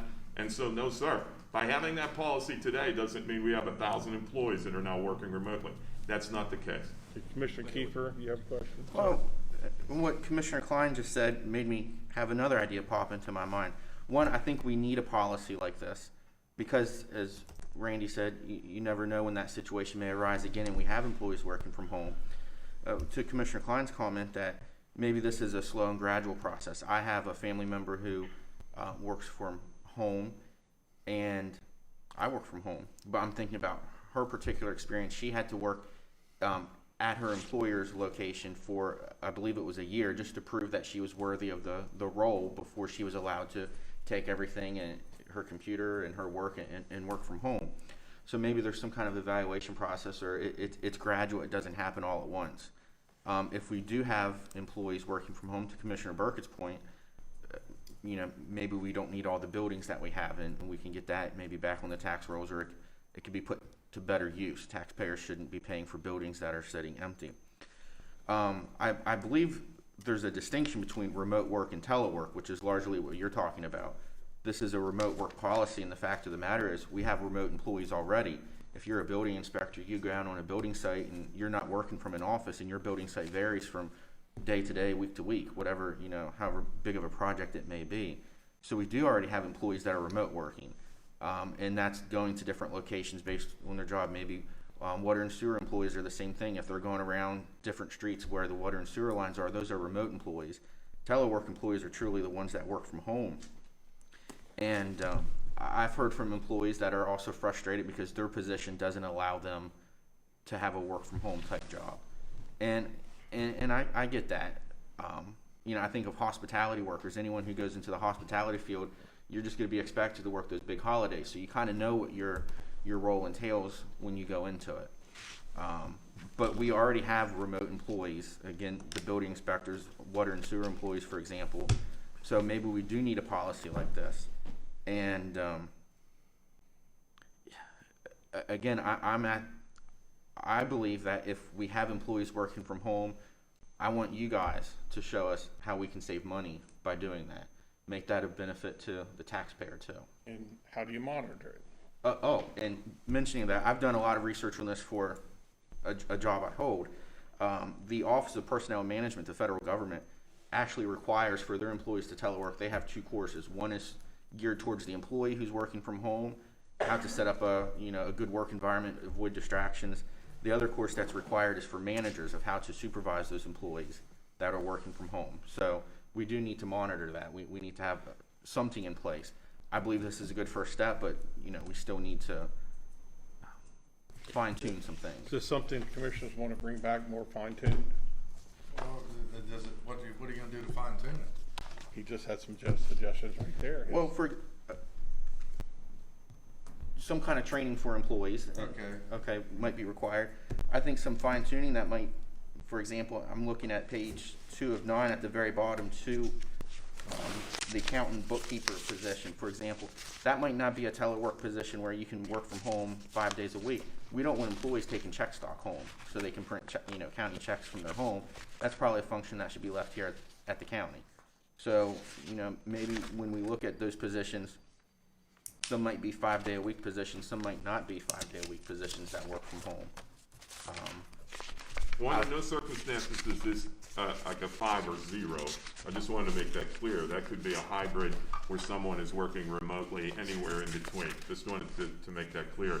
And again, under no circumstance does this prescribe what is or isn't a position. Using exactly what you were talking about, Commissioner, there's examples in there, and that's why the policy is a little bit longer. Talks about what leadership would need to be able to do, but also what the employees need to do, and then the checklist, again, walk through, do they have the right environment and making sure of that, and then looking at that particular position as well as that particular employee, do they have the right position that could be very beneficial from a remote work aspect, as well as is that particular employee demonstrated before going into this at least satisfactory attendance, work performance, and work behavior. I won't argue we need a policy. We need a policy. You got to have a guideline. And I think Commissioner Kiefer had a good point. I think the biggest thing that hit me was the training. Somebody's got to know how to administer this, and be able to monitor it. So I think there is, I agree, some fine tuning. And I guess, I don't know how that fine tuning happens unless somebody's sitting in a workshop thinking of all this. But you never know when the next emergency comes up. Well, and I'll just say, that's what prompted this whole discussion was the fact that, COVID came up and I think the county did a wonderful job. The employees did a great job, but we decided now that it happened, we believe that we needed to have something that if we had to do that again, for whatever reason, that we would have a policy in place to deal with that. Then, then Larry came on board and he was talking about retention and those kind of things. So it expanded from there, but it originally began because we realized we sent all our employees home, not all, actually I shouldn't say a small number went home and worked remotely. A lot worked on site, as we know, but they worked remotely and got the job done for a long time. But I think we do need to have a policy to deal with those kind of situations. Let me ask this. I'm repeating myself, so forgive me. Starting tomorrow, we're not going to put everybody on working at home remotely. There'll be a process in which they're approved. Correct. That doesn't mean they stay on that forever either. Is that correct? It is at the sole discretion of the county. It can be put on. It can be taken off by the county at the sole And there'll be a discretion. process to evaluate their work to make sure they're not. It is in the policy, conferencing sir. by Yes, the sir. phone. No offense meant to anyone. No, that's All right. fine, sir. I'm Anyone just answering your listening, question. no offense. All this sounds like we're reaching a point where we're going to have to hire somebody just to administer this. I don't think so, sir. I respectfully disagree. I think the person I spoke to said that, it all sounded really good on paper, but when she had to start administering it, she spent half her day trying to track employees down. And I understand we're only talking about a small number, and I agree there should be some type of emergency policy, maybe, but to anyway. If you're spending 4 hours trying to track your telework employee down, that's an employee who should not be teleworking. That's exactly I agree, correct. and that's And the point therefore that that she review made, would that pull back. had they not Exactly. even Okay. created the policy, then she wouldn't have to be spending time tracking this employee. It just becomes a management thing, I think. All right. Not to cut him, but Commissioners, what's your thoughts? Is there a motion to approve, or do you just want to bring it back up to the Commissioners? Well, it's hard to say if it needs some fine tuning, it's hard to say we approve, but then who's it says I approve a policy, but does this policy suit everybody sitting here? Or Well, does it all need- policies, I'm sorry, gentlemen, all policies have revisions. Every one of our policies with the county does. We could easily start with this, and I make a commitment to come back within a certain amount of time. I think you found me to be very credible. I would come back in front of you and say, you know what, it's not working so well, we need to make dramatic changes. Or, you know what, it is working pretty darn well, and here's the reasons why. I'd be very willing to do that.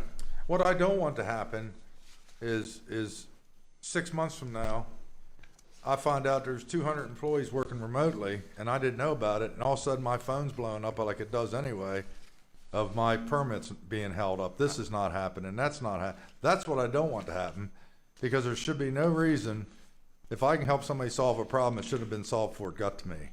And I'm not throwing any stones at anybody. I understand. But, you know, that's what I don't want to happen, be blindsided with 500 complaints because there's nobody handling the problems. So you're suggesting he comes back? I'm suggesting the policy's fine. I'm motioning to accept the policy, but I want to hear exactly what's happening through the whole process before I start getting 50 phone motion. calls. I'll second that And for a further second, more discussion, first and a second. Go I ahead. think we should adopt the policy today for an emergency situation and still fine tune it for a more permanent, That okay? permanent Yeah, situation. it's fine with me. I was going to vote no, but With that if caveat? that's the attitude we're going to take towards it, like this becomes an emergency policy, I'd be on board with that. Okay, that's a very good compromise, thank you. I have a first and a second with the additional language. All in favor, say aye. Aye. Aye. Thank you, and then maybe you come back with some other details on how you would manage or So implement. we'll go through, we'll talk about some more details, we'll get some training, we'll look at some of those kind of things, and then we'll come back. Very good, I think that's the first good step, thank you, But everyone. I do appreciate that, if something happens and we need to have an emergency policy, we do have that in place. Well, I'm gonna retitle this one then, this actual title as an emergency policy for now. I'm gonna retitle that, because I wanted to make sure that that's There's a where this difference. is.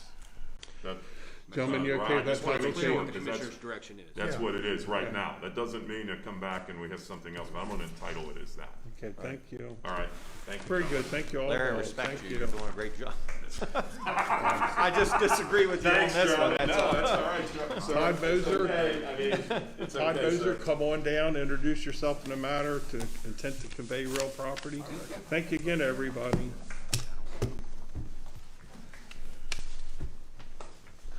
And then after Kirk, after Todd, you'll have that. Yes. Okay. All right, good afternoon, Commissioners. Todd Moser, Real Property Administrator, Division of Engineering. Intent to convey real property. Move to adopt the ordinance declaring property located on Pennersville Road in Cascade, Maryland, consisting of 10.5 acres described in the attached ordinance as surplus, and approve the conveyance of the same and authorize the execution of the necessary documentation to finalize the conveyance. Notice of the county's intent to convey this property was duly advertised on August 9th, August 16th, and August 23rd. County staff is ready to transfer the property as described to the below stated buyer. Upon review of county-owned properties, the above was determined and approved by the board to be surplus property. The property has been listed on the open market for over 2 years, and the board has received the following offer. Pennersville Road, tax ID 140176674, offers $70,000 by John Crumpetich. Commissioners, thoughts, comments? There ain't been any interest at all in it. There was one other offer with contingencies. Oh, that was the one you told us about And before. yes, and over the 2 years, there was some phone calls, no serious interest. Commissioners, thoughts? I'm fine with it. Motion to approve. Is there a second? First and a second, all in favor, say aye. Aye. Aye. Motion to go into closed session? Oops, I'm sorry, I forgot. Kirk had, and I apologize, I had one thing I told Kirk a little while ago that needed to be brought to our attention. Commissioners, as you may know, Wholesome has been engaged in making capital improvements to its plant here in Hagerstown. And as part of that improvement, they have have to get regulatory approval from the Maryland Department of the Environment to allow for the introduction of additional low-carbon engineered fuels in the facility's existing cement kiln. Basically, what they are doing is that they are asking permission to co-process additional types of fuels, commonly referred to as alternative or engineered fuels, in the Portland cement kiln at the Hagerstown plant. Multiple studies have shown that air emissions produced by combusting alternative fuels are comparable and often lower than those from traditional fossil fuels. So this is, it looks to be an environmental initiative that they are taking, as well as a capital investment to improve their plants. Late last week, their council has requested that the county consider submitting a letter in support of their request for their permit modification. And that is going to be considered at a public meeting at HCC on Thursday, September 2nd at 6:30, if there's any citizens listening who wish to attend. But the Wholesome has submitted that the county submit a letter of support in request to their plant improvements.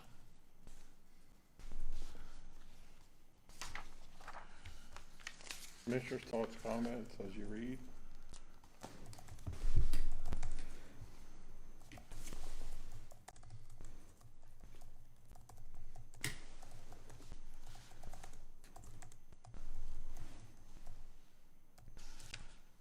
Yeah, I mean, I don't see the downside, do you? I'd be okay. Commissioners? Basically improving.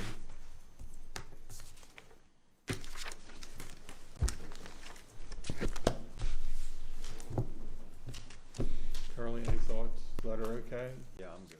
Okay. Commissioner Kiefer, your thoughts, sir? We're not asking for any environmental policies to be waived.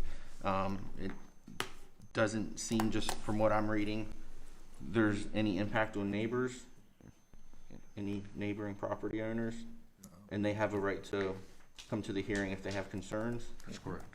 Okay, I'm fine. I'm fine. 4-0 will get the letter to me and I'll sign it on behalf of the commission. Okay, there's a consensus to send a letter. I'll work with Krista and we'll get that in. Thank you. All right, with that being said, Motion to go in closed session. is there a second? And that would be for the motion stated, as well as to comply with a specific constitutional, statutory, or judicially imposed requirement that prevents public disclosures about a particular proceeding or matter. Okay. All right, thank you. I have a motion to go into closed session. Is there a second? Second. Second. All in favor, say aye. Aye. 4-0. What was that last bit for?